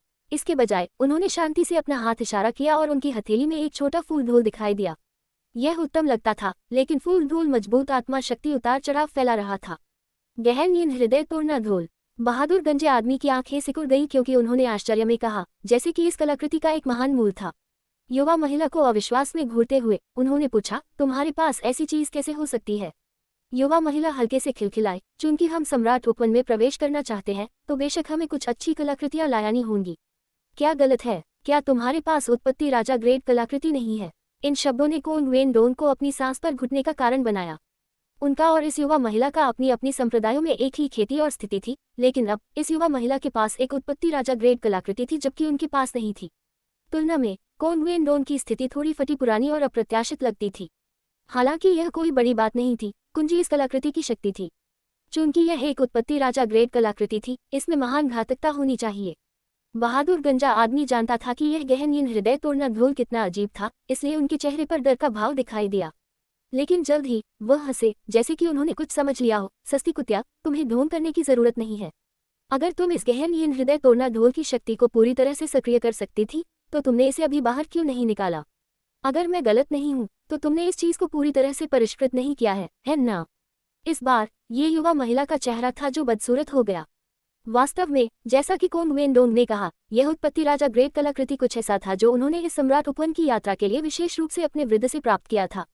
इसका उपयोग करने के बाद उन्हें इसे वापस करना होगा। उन्हें दिया गया समय बस बहुत कम था, इसलिए त्रिपाठी जीवक्ति ने इसे पूरी तरह से परिष्कृत नहीं किया था और अधिकतम पर इसकी शक्ति का केवल 50% ही प्रदर्शित कर सकते थे। अन्यथा वह कोंग वेन डोंग के साथ इतना समय क्यों बर्बाद करती? उन्होंने इस कलाकृति की शक्ति का उपयोग उन्हें इस गतिरोध को जारी रखने के बजाय दूर भगाने के लिए किया होगा। युवा महिला का चेहरा थोड़ा बदलते हुए देखकर कोंग वेन डोंग को तुरंत पता चल गया कि उनका अनुमान सही था और जोर से हंसे। तुम इस कोन को एक तुच्छ कलाकृति से डराना चाहती हो जिसे पूरी तरह से परिष्कृत नहीं किया गया है। बदबूदार महिला, क्या तुम सोचती हो कि इस कोन को आसानी से डराया जाता है? तो क्या हुआ? एक उत्पत्ति राजा ग्रेड कलाकृति एक उत्पत्ति राजा ग्रेड कलाकृति है। अगर तुम कोशिश करना चाहते हो तो तुम कोशिश कर सकते हो, लेकिन अगर तुम्हारे पास हिम्मत नहीं है तो दौड़ो। युवा महिला ने ठंडी आवाज में चिल्लाया। कोंग वेन डोंग ने भौहें चढ़ाईं। थोड़ी देर के लिए क्या करना है यह नहीं जानते थे। एक तरफ वह इस एकांत घर के लिए अनिच्छुक और लालची थे, लेकिन दूसरी तरफ वह गहन हृदय तोड़ना ढोल से चौकस थे। वह वास्तव में इसकी शक्ति का परीक्षण नहीं करना चाहते थे, इसलिए उनका भाव संकोची था। हाँ, क्या तुम लड़ने जा रहे हो या नहीं? मुझे अभी भी दूसरी जगह जाना है। ज्यादा दूर से एक लंबी आह आई और एक पल में हर कोई आश्चर्य में इस आवाज के स्रोत की ओर मुड़ा, हक्का बक्का रह गया।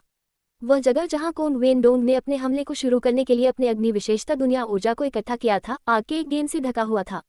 हालांकि इस क्षण समृद्ध अग्नि विशेषता दुनिया ऊर्जा को किसी चीज से छितराया गया लगता था, आराम से सभी दिशाओं में फैल रहा था, जिससे इसके बीच में छिपा हुआ एक आंकड़ा प्रकट हो गया।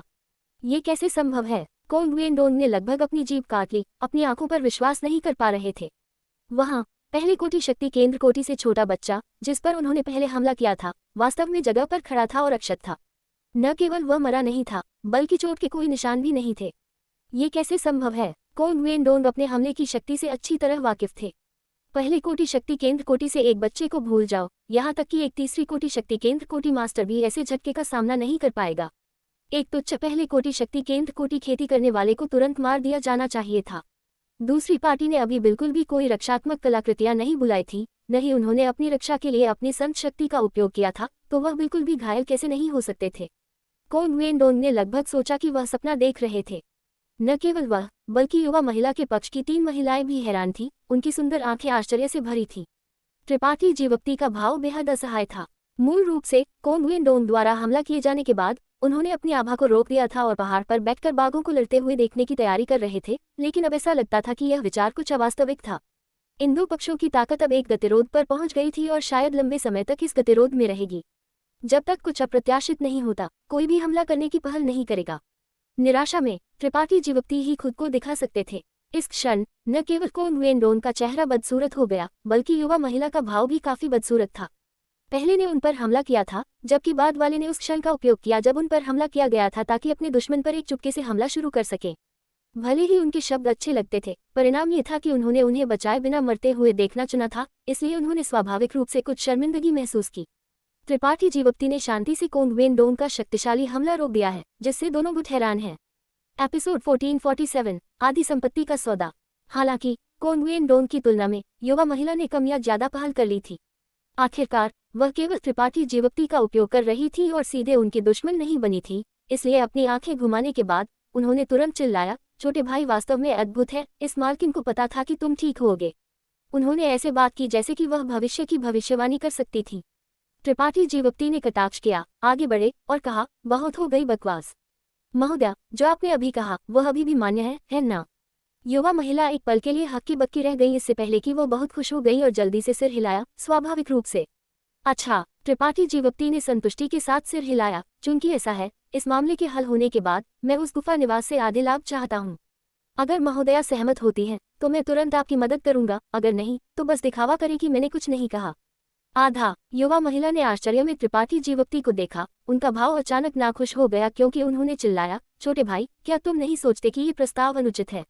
यह अनुचित कैसे है? त्रिपाठी जीवप्ती ने एक मुस्कान के साथ उन्हें देखा। तुम सिर्फ एक व्यक्ति हो और तुम केवल एक पहले कोटि शक्ति केंद्र कोटि खेती करने वाले हो, लेकिन मेरी बर्फ हृदय घाटी में 3 लोग हैं। भले ही हम लूट को बांटते हैं, तुम्हें केवल 1/4 या उससे कम मिलेगा। आधा। हाँ, क्या तुम नहीं सोचते कि यह बहुत ज्यादा है? मुझे नहीं लगता। त्रिपाठी जीवप्ती ने गंभीरता से सिर हिलाया। अगर मैंने हस्तक्षेप नहीं किया तो तुम्हारे लिए उस गुफा निवास से कुछ भी प्राप्त करना असंभव होता। अगर तुम कुछ भी प्राप्त कर सकती थी तो यह मेरी भागीदारी के कारण होता, इसलिए आधा लाभ मेरे और तुम्हारे लिए एक उचित प्रस्ताव है। नहीं, युवा महिला ने एक हड़ताल ड्रम की तरह सिर हिलाया और दृढ़ता से कहा, मैं इस प्रस्ताव पर सहमत नहीं हो सकती। अधिकतम पर मैं तुम्हें लाभ का 5वां हिस्सा दे सकती हूँ। अगर तुम सहमत नहीं हो तो भूल जाओ। क्या ऐसा है? त्रिपाठी जीवप्ती के चेहरे पर मुस्कान और चौड़ी हो गई क्योंकि उन्होंने रुचि के साथ उन्हें देखा। भले ही उनके पास मददगार हो, तुम सहमत नहीं होगी। तुमने क्या कहा? युवा महिला का चेहरा बदल गया। मैंने क्या कहा? क्या तुम खुद नहीं देख सकती? त्रिपाठी जीवप्ती ने आकस्मिक रूप से जवाब दिया। युवा महिला कोई मूर्ख नहीं थी और तुरंत अपना सिर सामने 4 लोगों को देखने के लिए घुमाया। एक पल बाद उनकी सुंदर आंखें सिकुड़ गईं और उनका भाव ठंडा हो गया। कोई अन्य कारण नहीं था। उन्होंने वास्तव में उस पहले कोटि शक्ति केंद्र कोटि खेती करने वाले को देखा जिसे उन्होंने बुरी तरह घायल कर दिया था। वह गुप्त रूप से अपनी दिव्य चेतना को संचार कलाकृति में डाल रहा था, जैसे कि वह किसी से संपर्क करने की कोशिश कर रहा था। यह अज्ञात था कि क्या वह दूसरी पार्टी से संपर्क करने में सफल रहा था। ये देखकर युवा महिला को तुरंत पता चल गया कि इस मामले में अब और देरी नहीं की जा सकती है। उन्होंने अपने दांत पीसे। उन्होंने चिल्लाया, अच्छा, आधा आधा है। जब तक हम घाटी में चीजों को प्राप्त कर सकते हैं, मैं निश्चित रूप से अपने शब्द से पीछे नहीं हटूंगी। मुझे उम्मीद है कि तुम अपना शब्द रखोगी। त्रिपाठी जीवप्ती ने अर्थपूर्ण ढंग से उन्हें देखा। युवा महिला का दिल कांप उठा। किसी कारण से उन्होंने थोड़ा असुविधाजनक महसूस किया, लेकिन जल्द ही उन्होंने इस विचार को दूर कर दिया। अब सबसे महत्वपूर्ण बात इस बच्चे को पानी में खींचना था। जहां तक उन्हें प्राप्त करने के बाद घाटी में चीजों को कैसे वितरित किया जाए, यह अभी भी उनका फैसला करना बाकी था। उन्हें 10% या 20% देना पर्याप्त होगा। आधा? क्या मजाक है? उन्हें खुद को भाग्यशाली मानना चाहिए कि उनका पुल पार करने के बाद पुल को जलाने का कोई इरादा नहीं था। अगर वह वास्तव में नहीं जानते थे कि उनके लिए क्या अच्छा था, तो उस समय चाल चलना बहुत देर नहीं होगी। तुम आश्वस्त रह सकते हो, ऐसा सोचकर युवा महिला मुस्कुराई। त्रिपाठी जीवप्ती और उनसे बातचीत की पूरी प्रक्रिया के दौरान कोंगवेंडोंग ने उन्हें रोकने की कोशिश नहीं की। वह जानते थे कि उन्होंने और त्रिपाठी जीवप्ती ने पहले से ही एक शिकायत बना ली थी, इसलिए अब कुछ भी कहना बेकार था। जब उन्होंने बात करना समाप्त कर दिया, कोंगवेंडोंग ने बुरी तरह से मुस्कुराया। लड़के, क्या तुम वास्तव में सोचते हो कि तुम कोई बड़ी शख्सियत हो? चाहे मैं हूं या नहीं, हम देखेंगे। त्रिपाठी जीवप्ती मुस्कुराए, लेकिन कोंगवेंडोंग के साथ मुश्किल खोजने की कोशिश नहीं की। आखिरकार दूसरी पार्टी उज्ज्वल ज्वाला संप्रदाय से 4 में सबसे मजबूत था, इसलिए उससे निपटना निश्चित रूप से परेशानी होगी। इसके बजाय त्रिपाठी जीवप्ती ने एक दूसरी कोटि शक्ति केंद्र कोटि के एक बूढ़े आदमी पर अपनी नजर डाली। ये बूढ़ा आदमी एक काली पोशाक पहने हुए था और उसकी एक लंबी दाढ़ी थी जो उसे एक साधु जैसा रूप देती थी। हालांकि उसका चेहरा गुलाबी था और उसकी त्वचा कोमल थी, जो एक नवजात शिशु से तुलनीय थी। अपनी उंगली को झटका देते हुए त्रिपाठी जीवप्ती ने काली पोशाक में बूढ़े आदमी की ओर एक सुनहरा रक्त धागा भेजा, सीधे उसे घेर लिया। त्रिपाठी जीवप्ती को इतनी निर्णायक रूप से कार्य करते हुए देखकर थोड़ी भी झिझक के बिना और अचानक अपने आप से एक छोटा क्षेत्र उच्च एक विरोधी ढूंढते हुए बर्फ हृदय घाटी की 3 महिलाएं बहुत खुश थीं। नेतृत्व करने वाली युवा महिला ने एक चीख छोड़ी और कोंगवेंडोंग से मिलने की पहल की, जबकि अन्य 2 महिलाओं ने भी अपने लक्ष्यों को ढूंढा और लड़ना शुरू कर दिया। बर्फ हृदय घाटी की तरफ नेतृत्व में युवा महिला के अलावा जो एक तीसरी कोटि शक्ति केंद्र कोटि खेती करने वाली थी, अन्य 2 महिलाएं दूसरी कोटि और पहली कोटि थी। उज्ज्वल ज्वाला संप्रदाय की तरफ इस क्षेत्र का एक खेती करने वाला भी बचा था। हालांकि दूसरी तरफ का पहला कोटि शक्ति केंद्र क्षेत्र खेती करने वाला पहले से ही युवा महिला द्वारा गंभीर रूप से घायल कर दिया गया था, इसलिए बर्फ हृदय घाटी की महिलाओं के लिए उससे निपटना ज्यादा प्रयास नहीं लेगा। ये केवल समय की बात थी। एक बार इस लड़ाई का परिणाम तय हो जाने के बाद वे दूसरों को मजबूत करने में सक्षम होंगी। एक मामूली फायदा बर्फ की गेंद की तरह बढ़ सकता है, और जब समय आएगा तो उज्ज्वल ज्वाला संप्रदाय की सेनाओं को अनिवार्य रूप से भगा दिया जाएगा। युवा महिला ने तुरंत अपने दिल में लड़ाई में अगले बदलाव की भविष्यवाणी की।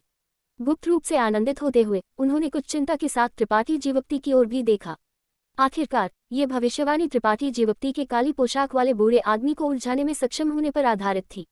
अगर त्रिपाठी जीवप्ती को थोड़े समय में उज्ज्वल ज्वाला संप्रदाय के काली पोशाक वाले बूढ़े आदमी द्वारा मार दिया गया तो ये सुंदर भविष्यवाणी मान्य नहीं होगी। युवा महिला के पास त्रिपाठी जीवप्ती पर अधिक ध्यान देने के लिए कोई विकल्प नहीं था। उन्होंने सोचा कि लड़ाई एकतरफा होगी और त्रिपाठी जीवप्ती को संभालने के लिए संघर्ष करना पड़ेगा। आखिरकार उन्होंने जो विरोधी चुना था वह उनसे एक छोटा क्षेत्र उच्च था। लेकिन एक जल्दी नजर के बाद युवा महिला हैरान होने में मदद नहीं कर सकी। लड़ाई वास्तव में एक तरफा थी, लेकिन उस तरह से नहीं जिसकी उन्होंने कल्पना की थी। इसके बजाय ये काली पोशाक में दूसरी कोटि शक्ति केंद्र कोटि बूढ़ा आदमी था जो संभालने के लिए संघर्ष कर रहा था। बूढ़े आदमी का शरीर एक सुनहरी रोशनी से ढका हुआ था जो एक भनभनाहट की आवाज के साथ शून्य से कट गया, जैसे कि यह अंतरिक्ष को ही काटने में सक्षम था। इस सुनहरी रोशनी में लिपटा हुआ बूढ़ा आदमी पूरी तरह से रक्षा की स्थिति में था। हमला करने का कोई अवसर नहीं था। बर्फ हृदय घाटी के समूह का नेतृत्व करने वाली युवा महिला की आंखें लगभग उनके सॉकेट से बाहर निकल गई। एकाग्रता में उनकी क्षणिक चूक ने कोंग वेन डोन को उनका फायदा उठाने की अनुमति दी और लगभग उन्हें घायल कर दिया।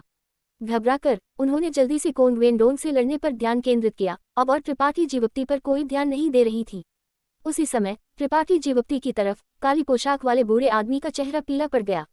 उन्होंने कभी उम्मीद नहीं की थी कि केवल एक पहले कोटि शक्ति केंद्र कोटि वाला यह युवा आदमी निपटने के लिए इतना मुश्किल होगा।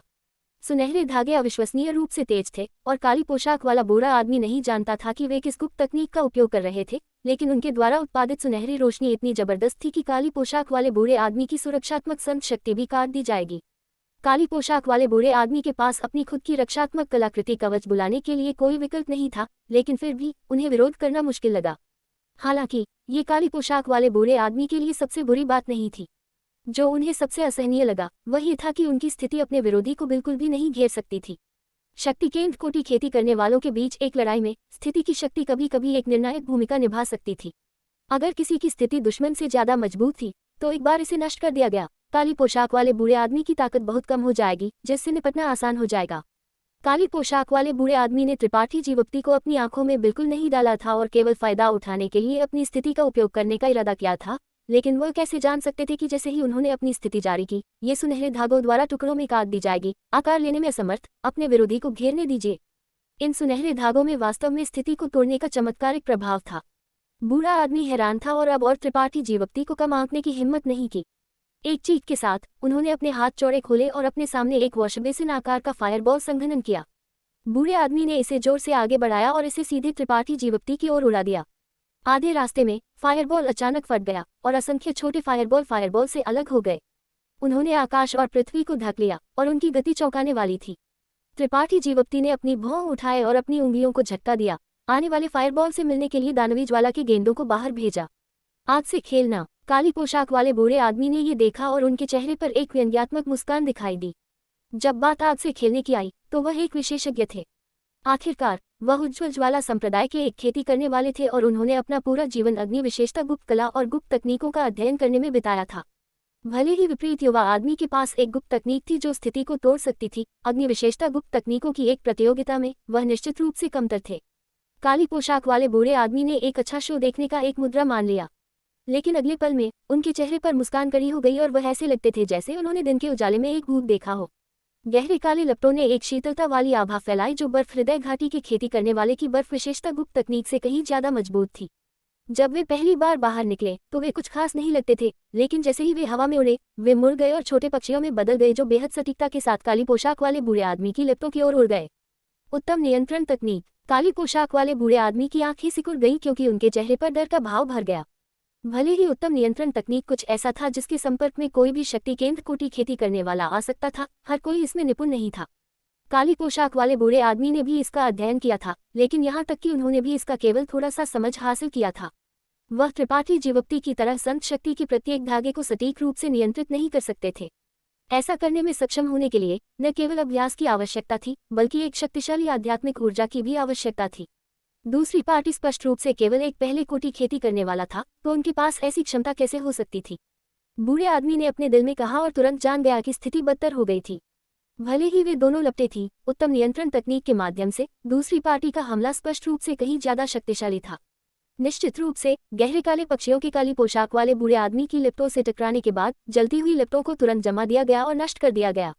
हालांकि छोटे पक्षियों को ज्यादा नुकसान नहीं हुआ और इसके बजाय फिर से एक साथ इकट्ठा हो गए, एक बड़ा फाइबर बनाया जो काली पोशाक वाले बूढ़े आदमी की ओर झपटा।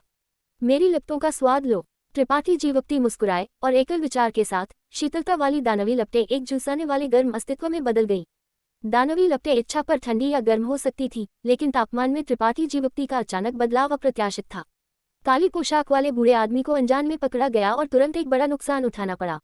काली पोशाक वाले बूढ़े आदमी के लिए तापमान में बदलाव बहुत तेज था, जिससे वह रक्षा नहीं कर सकते थे। इसलिए जल्दी में उन्होंने एक ढाल जैसी कलाकृति बुलाई और इसे खुद को बचाने के लिए प्रकाश की एक धारा में बदल दिया। अगले पल में उनका पूरा शरीर दानवी लिप्टों में लिपटा हुआ था। त्रिपाठी जीवक्ति, जिन्होंने सोचा था कि वह एक ही बार में सफल हो गए थे और इस लड़ाई को समाप्त करने के लिए आगे बढ़ने वाले थे, ने अभी एक कदम आगे बढ़ाया था जब उनका भाव अचानक गंभीर हो गया और वह तुरंत पीछे की ओर उड़ गए। एस्टरस खान, एक जोरदार धमाके के साथ काली पोशाक वाले बूढ़े आदमी की ढाल अचानक फट गई। इस कलाकृति के विस्फोट का फायदा उठाते हुए काली पोशाक वाले बूढ़े आदमी का आंकड़ा चमका और वह उस जगह से गायब हो गए जहां वह खड़े थे, कई दर्जन मीटर दूर फिर से दिखाई दिए। त्रिपाठी जीवक्ति ने अपनी ताकत दिखाई है और बर्फ हृदय घाटी के साथ आधे मुनाफे का सौदा किया है। अब वह उज्ज्वल ज्वाला संप्रदाय के एक वरिष्ठ खेती करने वाले से लड़ रहे हैं। एपिसोड 1448, स्वर्ग जलाने वाली वज्रअग्नि। चारों ओर देखते हुए पीली पोशाक वाला बूढ़ा आदमी किसी भी गंभीर चोट से पीड़ित नहीं लगता था, लेकिन उसकी उपस्थिति कुछ परेशान थी। एक रक्षात्मक कलाकृति की कीमत चुकाते हुए वह आखिरकार दानवी लिप्टों से भागने में सफल रहा था। उसके कार्य बेहद निर्णायक थे। त्रिपाठी जीवक्ति हैरान थे, गुप्त रूप से सोच रहे थे कि उन्होंने इस बूढ़े आदमी को कम आंका था। दूसरी कोटि शक्ति केंद्र कोटि तक खेती करने में सक्षम होना इस बूढ़े आदमी का लड़ाई का अनुभव वास्तव में समृद्ध था। छोटे बच्चे, ये बूढ़ा मालिक तुम्हारी खाल उतार देगा, अन्यथा मेरे दिल में नफरत कभी शांत नहीं होगी। पीली पोशाक वाला बूढ़ा आदमी भागने में सफल रहा, लेकिन न केवल उसने पीछे हटने का कोई इरादा नहीं दिखाया, उसका भाव इसके बजाय हिंसक हो गया, क्योंकि उसने त्रिपाठी जीवक्ति को घूरा, गुस्से से दांत पीसते हुए धमकी दी। जैसे ही उसकी आवाज गिरी, उसने अपना मुंह खोला, अपने गाल फुलाए और एक सांस बाहर निकाली, जैसे कि वह कुछ शक्तिशाली गुप्त तकनीक का उपयोग करने की कोशिश कर रहा था। लेकिन त्रिपाठी जीवक्ति इस बूढ़े आदमी को उसकी इच्छा के अनुसार कैसे करने दे सकते थे। भले ही वह नहीं जानते थे कि इस बूढ़े आदमी के पास किस तरह का ट्रम्प कार्ड था, एक लड़ाई की स्थिति अक्सर पलक झपकते ही बदल जाती थी। हो सकता है कि इस बूढ़े आदमी के पास वास्तव में किसी तरह का अंतिम ट्रम्प कार्ड हो। ऐसा सोचकर त्रिपाठी जीवक्ति ने अपने सुनहरे रक्त धागे को हिलाया और उसे एक भाले की तरह बूढ़े आदमी के सिर की ओर उड़ा दिया। सुनहरा रक्त धागा बेहद तेज था और त्रिपाठी जीवक्ति द्वारा इतने लंबे समय तक पोषण किए जाने के बाद यह अविश्वसनीय रूप से शक्तिशाली था और इच्छा पर बदला जा सकता था। बूढ़े आदमी की रक्षात्मक कलाकृति के आत्मविस्फोट के बाद उसका कलाकृति कवच अकेले उसे सुनहरे रक्त धागे के भेदी हमले से बचाने में असमर्थ था। त्रिपाठी जीवक्ति को पूरा भरोसा था कि वह इस बूढ़े आदमी को मार सकते हैं या बुरी तरह घायल कर सकते हैं, लेकिन जो उन्हें हैरान कर गया वह ये था कि ऐसे हमले के सामने उनके विरोधी का वास्तव में चकमा देने का कोई इरादा नहीं था। वह अभी भी एक गंभीर भाव के साथ जगह पर खड़ा था और जो सांस उसने अपने मुंह से बाहर निकाली वह एक घूमती हुई गर्मी की लहर की तरह थी, बेहद आग जैसी लाल और नग्न आंख को दिखाई देने वाली थी। पलक झपकते ही इस बूढ़े आदमी के सामने क्यूई का एक आग जैसा लाल द्रव्यमान दिखाई दिया, एक ऐसा जिसमें एक भयानक शक्ति थी कि त्रिपाठी जीवक्ति भी अपनी भौहें उठाने में मदद नहीं कर सके। यह अभी भी एक अग्नि विशेषता हमला था, लेकिन क्यूई का यह आग जैसा लाल द्रव्यमान बूढ़े आदमी द्वारा पहले जारी की गई लिप्टों से पूरी तरह से अलग था, इसलिए त्रिपाठी जीवक्ति ये सोचने में मदद नहीं कर सके कि इसके अंदर किस तरह के रहस्य छिपे हुए थे। जैसे ही क्यूई का यह आग जैसा लाल द्रव्यमान ने आकार लिया, सुनहरा रक्त धागा इसके माध्यम से भेदा। हालांकि अगले पल में त्रिपाठी जीवक्ति का रंग थोड़ा बदल गया और उन्होंने तुरंत अपना सुनहरा रक्त धागा वापस ले लिया। भौहें चढ़ाते हुए उन्होंने देखा कि उनके सुनहरे रक्त धागे का सामने का हिस्सा पिघलने के संकेत दिखा रहा था। अगर त्रिपाठी जीवक्ति ने इसे समय पर वापस नहीं लिया होता तो उनके सुनहरे रक्त धागे का एक हिस्सा घुल गया होता, जिससे उन्हें एक निश्चित प्रतिक्रिया का सामना करना पड़ता। त्रिपाठी जीवक्ति का चेहरा गंभीर हो गया। उन्होंने उम्मीद नहीं की थी कि उनके विरोधी द्वारा उपयोग की गई गुप्त तकनीक इतनी शक्तिशाली होगी। दूसरी ओर बूढ़े आदमी का मूल रूप से गुलाबी चेहरा इस क्षण थोड़ा पीला था। ये स्पष्ट था कि इस गुप्त तकनीक का उपयोग करना उनके लिए एक बड़ा बोझ था, लेकिन वह अभी भी जंगली ढंग से हंसे, लड़के आओ और इस बूढ़े मालिक की स्वर्ग जलाने वाली वज्रअग्नि की शक्ति को आजमाओ। ऐसा कहते हुए उन्होंने अपनी उंगली को आगे इशारा किया और अपने संत शक्ति को पागलपन में अपने सामने क्यूई के आग जैसे लाल द्रव्यमान में डाला। उनकी संत शक्ति द्वारा पोषण किए जाने पर क्यूई का आग जैसा लाल द्रव्यमान अचानक सूझ गया और एक झुलसाने वाली आभा जारी की, जिससे दुनिया का रंग बदल गया। तुरंत बाद क्यूई का आग जैसा लाल द्रव्यमान मुड़ गया और एक भयंकर ज्वलंत राक्षस में बदल गया। जैसे ही इसने आकार लिया, ये राक्षस जोरदार रूप से त्रिपाठी जीवक्ति की ओर भागा। जहां भी यह गुजरा, यहाँ तक कि अंतरिक्ष भी पिघलता हुआ लगता था और जमीन पर रेत और पत्थर तुरंत पिघले हुए लोहे में बदल गए। देखने के लिए एक चौंकाने वाला दृश्य था। इसके अलावा ये राक्षस न केवल बेहद गर्म लिप्टों से ढका हुआ था, बल्कि इसके शरीर के चारों ओर छोटे गहरे काले बिजली के बोल्ट भी तैर रहे थे। विस्फोटों की चटकती आवाजें लगातार थीं और यह बेहद भयानक लगता था। त्रिपाठी जीवप्ती हालांकि कोई डर नहीं दिखाते थे, उनके चेहरे पर एक अजीब नजर दिखाई देती थी क्योंकि उनकी भौं थोड़ी सिकुड़ गई थी, जाहिरा तौर पर कुछ सोच रहे थे। लेकिन जल्द ही उन्होंने अपने विचारों को शांत किया और एकल विचार के साथ एक तेज पक्षी की चीख अचानक बज उठी। इस चीख के साथ एक अजीब सा दिखने वाला फायबर उनके शरीर से बाहर निकल गया और अपने पंख फैलाए कई दर्जन मीटर की त्रिज्या को ढक लिया। फायबर कलाकृति आत्मा त्रिपाठी जीवप्ती द्वारा जारी किए जाने के बाद कलाकृति आत्मा की आंखों में उत्साह चमक उठा क्योंकि उसने अपनी ओर भागते हुए राक्षस को घूरा जैसे कि वह एक स्वादिष्ट भोजन को देख रहा था। जिस क्षण कलाकृति आत्मा दिखाई दी, राक्षस के शरीर से आने वाली विशाल गति स्पष्ट रूप से एक पल के लिए स्थिर हो गई और उसकी आंखों में डर की एक मानव जैसी नजर चमक उठी, जैसे कि वह कलाकृति आत्मा से बेहद डरता था। यहाँ तक कि जिस गति से वह त्रिपाठी जीवप्ती की ओर भाग रहा था, वह भी अनजाने में काफी धीमा हो गया था। पीली पोशाक वाले बूढ़े आदमी का आत्मसंतुष्ट भाव तुरंत बदल गया, जैसे कि उसे चेहरे पर एक मुक्का मारा गया हो। उसका जबड़ा नीचे गिर गया क्योंकि उसने फायबर कलाकृति आत्मा को आश्चर्य में घूरा। उसने कभी उम्मीद नहीं की थी कि त्रिपाठी जीवप्ती अपने जैसा ही तरीका प्रदर्शित करने में सक्षम होंगे। हालांकि अब चिंता करने और हैरान होने का कोई मतलब नहीं था। उसे विश्वास नहीं था कि उनके विरोधी की तकनीक की तुलना स्वर्ग जलाने वाली वज्राग्नि से की जा सकती है, जिसे उसने अपने अधिकांश जीवन तक खेती की थी। वह अपनी खुद की तकनीक में आत्मविश्वास से भरा था। जैसे ही त्रिपाठी जीवप्ती विचारों में खोए हुए थे, फायबर कलाकृति आत्मा वज्र और आग में लिपटे राक्षस से टकरा गई। लपटों के रूप में दो अजीब अस्तित्व तुरंत एक दूसरे के साथ उलझ गए और जानवरों की दहाड़ और पक्षियों की चीखें हवा में भर गईं, एक जीवंत दृश्य बनाया। पीली पोशाक वाला बूढ़ा आदमी गुप्त रूप से ठंडे पसीने में टूट गया। भले ही उन्हें महसूस हुआ कि उनका तरीका बेहतर था, ये कहना असंभव था कि वह चिंतित नहीं थे। इसके विपरीत त्रिपाठी जीवप्ती बेहद शांत लगते थे। कलाकृति आत्मा फायबर ने यहाँ तक कि सूर्य की सच्ची अग्नि के कई झुंडों को भी निगल लिया था, इसलिए भले ही वह नहीं जानते थे कि यह स्वर्ग जलाने वाली वज्र अग्नि क्या थी, उन्हें यकीन था कि यह सूर्य की सच्ची अग्नि से कमतर थी। कलाकृति आत्मा फायबर के लिए इससे निपटना मुश्किल नहीं होना चाहिए। इस फुर्सत के समय का फायदा उठाते हुए त्रिपाठी जीवप्ती ने अन्य युद्ध क्षेत्रों की स्थिति की जांच करने के लिए भी समय लिया। कहने की जरूरत नहीं है, कोंगवेन डोंड और युवा महिला की समान खेती थी, इसलिए उत्पत्ति राजा ग्रेट कलाकृति गहन नींद हृदय तोड़ना ढोल को बुलाए बिना वे दोनों बराबर के थे और बराबर से मिलते थे। दूसरी ओर दो दूसरी कोटि शक्ति केंद्र कोटि मास्टर्स के बीच की लड़ाई समान थी और ये बताना मुश्किल था कि किसने ऊपरी हाथ रखा था। दूसरी ओर पहले कोटि शक्ति केंद्र कोटि के युद्ध क्षेत्र पर बर्फ हृदय घाटी की महिला का ऊपरी हाथ था। आखिरकार उनके विरोधी को बर्फ हृदय घाटी की नेतृत्व करने वाली युवा महिला द्वारा बुरी तरह घायल कर दिया गया था और इस क्षण वह अपनी ज्यादातर ताकत का उपयोग करने में असमर्थ था, केवल अपने दांत पीसकर और करवाहट से संघर्ष करने में सक्षम था। उसे हराने और मारने में उसे ज्यादा समय नहीं लगेगा। जब तक यहाँ एक विजेता तय किया जाता है, फायदा धीरे धीरे बर्फ हृदय घाटी की तरफ बढ़ जाएगा और जीत सुनिश्चित होगी। इस स्थिति की जांच करने में ज्यादा समय नहीं लगा। त्रिपाठी जीवप्ती को समग्र स्थिति को समझने के लिए केवल अपनी दिव्य चेतना को जारी करने की जरूरत थी, लेकिन उस क्षण दूसरी तरफ से एक दहाड़ अचानक बज उठी।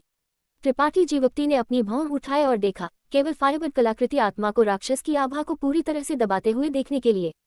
फायबर कलाकृति आत्मा ने राक्षस के शरीर द्वारा जारी की गई वज्राग्नि को ऐसा माना जैसे कि वह कुछ भी नहीं था और बस इसे आग के एक गेंद में लपेट दिया। भले ही वे दोनों ज्वाला निकाय थे, उनमें एक स्पष्ट अंतर था। त्रिपाठी जीवप्ती की कलाकृति आत्मा ने बहुत पहले ही समझ प्राप्त कर ली थी और हजारों सालों तक पृथ्वी फेफड़े के अग्निकुंड द्वारा पोषित थी। यह एक सामान्य ज्वाला नहीं थी जिसकी तुलना इससे की जा सकती थी, और सूर्य की सच्ची अग्नि की कई धाराओं को निगलने के बाद इसकी शक्ति बहुत बढ़ गई थी। स्वर्ग जलाने वाली वज्र अग्नि से परिवर्तित राक्षस बस इसके समान स्तर पर नहीं था। जैसे कि कलाकृति आत्मा फायबर तुरंत एक नुकसान में था और देखने से ऐसा लगता था कि यह इसे पूरा निगलना चाहता था। ये दृश्य देखकर पीली पोशाक वाला बूढ़ा आदमी चिंतित और गुस्से में दोनों हो गया। उसने इस ट्रम्प कार्ड को प्रदर्शित करने के लिए एक विशाल मात्रा में ऊर्जा खर्च की थी, लेकिन अचानक इसका कोई असर नहीं हुआ, तो वह खून की उल्टी क्यों नहीं करेगा। लगातार अपनी दिव्य चेतना जारी करते हुए उसने कलाकृति आत्मा फायबर से भागने के लिए स्वर्ग जलाने वाली वज्र अग्नि से परिवर्तित राक्षस को नियंत्रित करने की कोशिश की, लेकिन कोई फायदा नहीं हुआ। बुरी चीज, इधर देखो। त्रिपाठी जीवप्ती अचानक उसकी ओर मुस्कुराए और जोर से चिल्लाए। पीली पोशाक वाला बूढ़ा आदमी अनजाने में अपना सिर घुमाया, गुप्त रूप से त्रिपाठी जीवप्ती के कार्यों के खिलाफ रक्षा करते हुए, ऐसा न हो कि वह इस अवसर का लाभ उठाकर एक चुपके से हमला शुरू कर दे। लेकिन जैसे ही उसने देखा, वह अब अपनी आंखें दूर नहीं हटा सका। त्रिपाठी जीवप्ती की बाएं आंख के अंदर एक उभरता हुआ फूल कली अचानक दिखाई दी और थोड़ी सी झूलन के साथ यह अजीब रूप से पीली पोशाक वाले बूढ़े आदमी के ज्ञान सागर में जड़ ले गई। तुरंत फूल सभी दिशाओं में फैलना शुरू हो गया, जैसे कि वह अपनी खुद की सुंदरता में खिलना चाहता था। लेकिन जिसने पीली पोशाक वाले बूढ़े आदमी को हैरान कर दिया वह ये था कि जैसे ही यह फूल खिला, उसकी आध्यात्मिक ऊर्जा इकट्ठा होनी शुरू हो गई और इसके द्वारा अवशोषित हो गई, पूरी तरह से उसके नियंत्रण से बाहर। ऐसा था जैसे कि यह फूल उसके खुद की आध्यात्मिक ऊर्जा को अपने स्रोत के रूप में लेकर खिल रहा था। बस थोड़े समय में उसकी आध्यात्मिक ऊर्जा का लगभग 10वां हिस्सा खपत हो गया था और यह अभी भी एक भयानक दर पर खपत हो रहा था। ये संभव था कि 1 दर्जन सांसों के भीतर उसकी आध्यात्मिक ऊर्जा पूरी तरह से निकल जाएगी। एक बार उसका ज्ञान सागर सूख गया, वह अनिवार्य रूप से मानसिक आघात से पीड़ित होगा और इस तरह की चोट से उबरना आसान नहीं था। पीली पोशाक वाला बूढ़ा आदमी इतना हैरान था कि उसके पास अब अपनी स्वर्ग जलाने वाली वज्र अग्नि को उत्तेजित करने का समय नहीं था और जल्दी से फूल के चारों ओर लपेटने के लिए अपनी आध्यात्मिक ऊर्जा का संचालन किया, इसे डुबो दिया।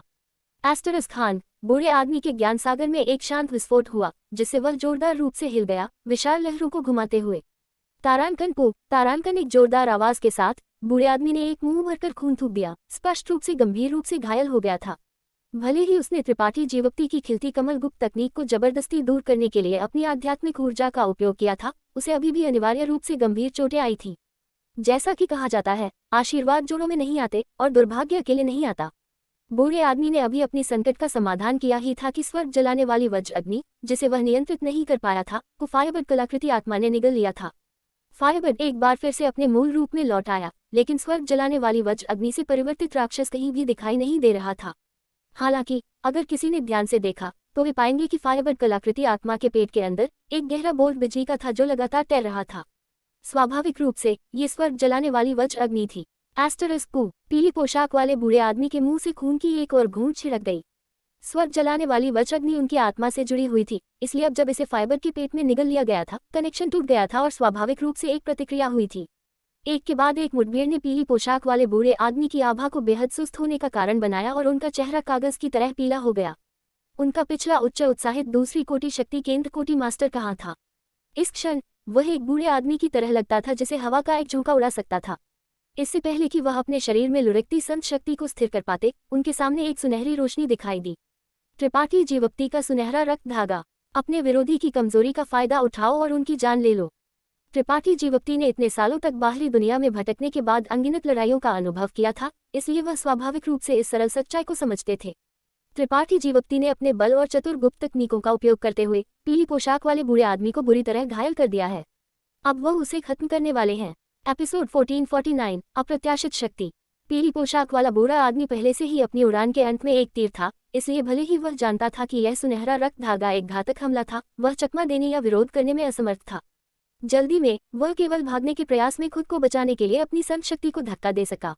एक मुलायम आवाज के साथ उसकी व्यवस्था की गई संत शक्ति बाधा तेज सुनहरे रक्त धागे के सामने कागज की तरह थी, जो बिल्कुल भी कोई विरोध प्रदान करने में असमर्थ थी। इतना ही नहीं, बूढ़े आदमी का सिर सुनहरे रक्त धागे से छेदा गया था। पीली पोशाक वाले बूढ़े आदमी के होंठ फड़फड़ाए क्योंकि उन्होंने त्रिपाठी जीवक्ति को आश्चर्य में घूरा। जाहिरा तौर पर कुछ कहना चाहते थे, लेकिन थोड़ी भी ताकत के बिना उनकी आंखों में जीवन शक्ति तेजी से विलुप्त हो गई। जब तक त्रिपाठी जीवक्ति ने अपना सुनहरा रक्त धागा वापस लिया, तब तक बूढ़े आदमी का शरीर जमीन पर गिर गया था। जब से त्रिपाठी जीवक्ति ने हमला किया तब से लेकर लड़ाई के अंत तक केवल आधा कप चाय जितना समय बीता था, और अंतिम परिणाम ये था कि मजबूत बूढ़ा आदमी गिर गया था।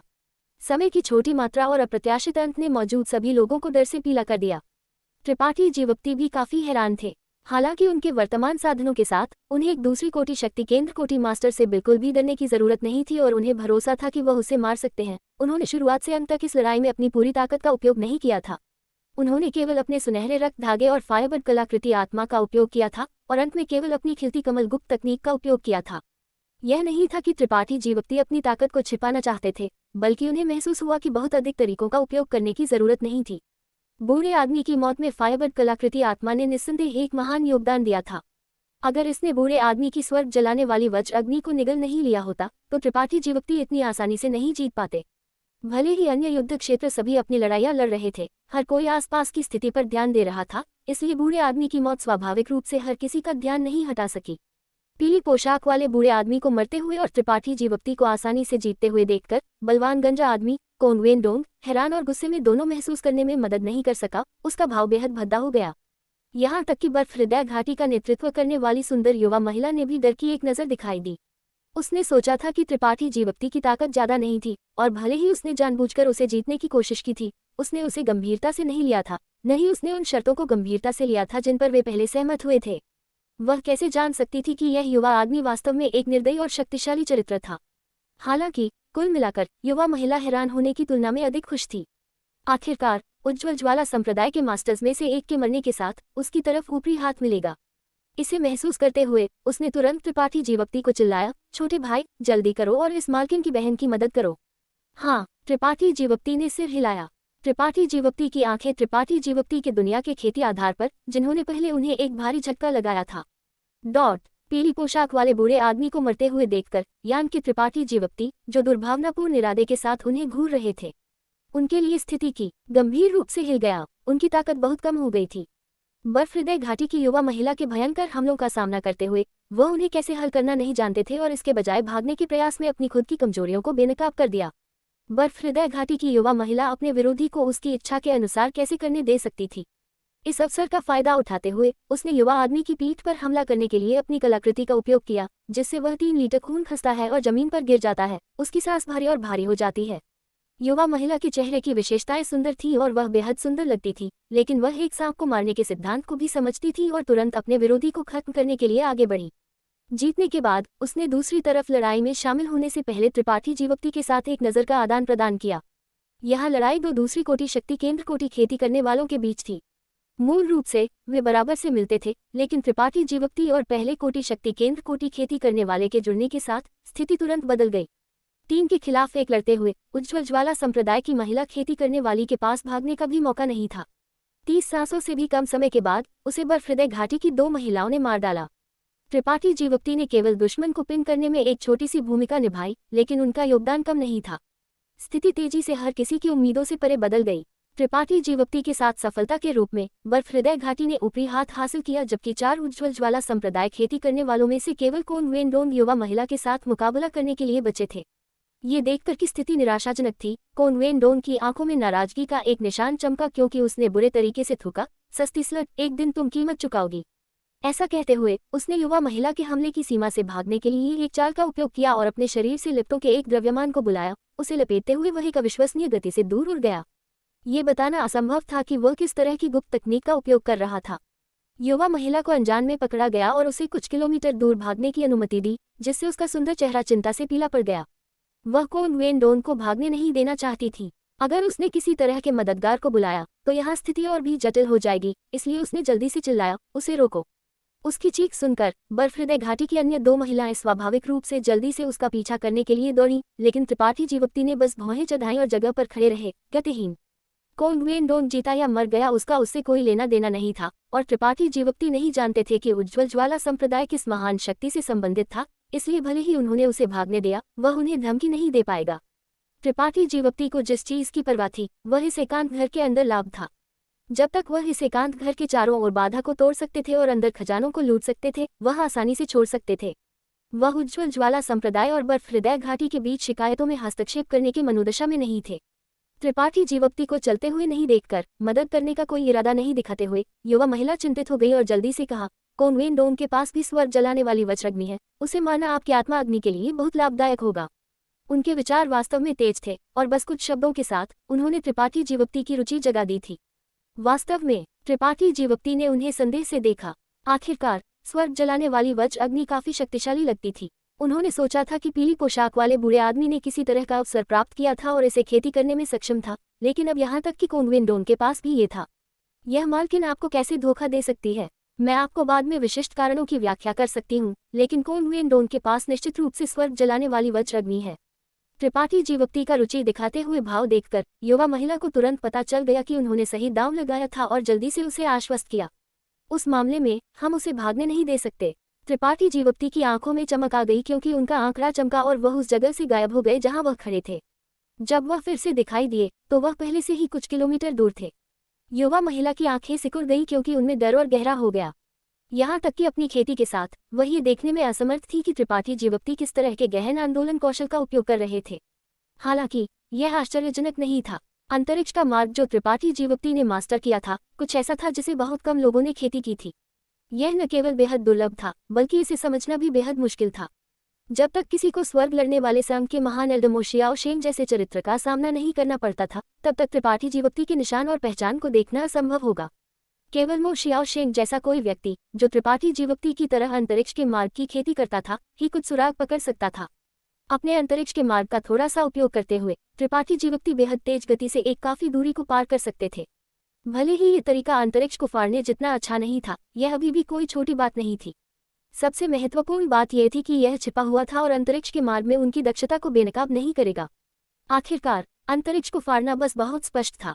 कोंगुएन डोंग की गति धीमी नहीं थी, लेकिन वह कितना भी तेज क्यों न हो, वह त्रिपाठी जीवक्ति की तुलना नहीं कर सकता था जो अंतरिक्ष को पार कर सकते थे।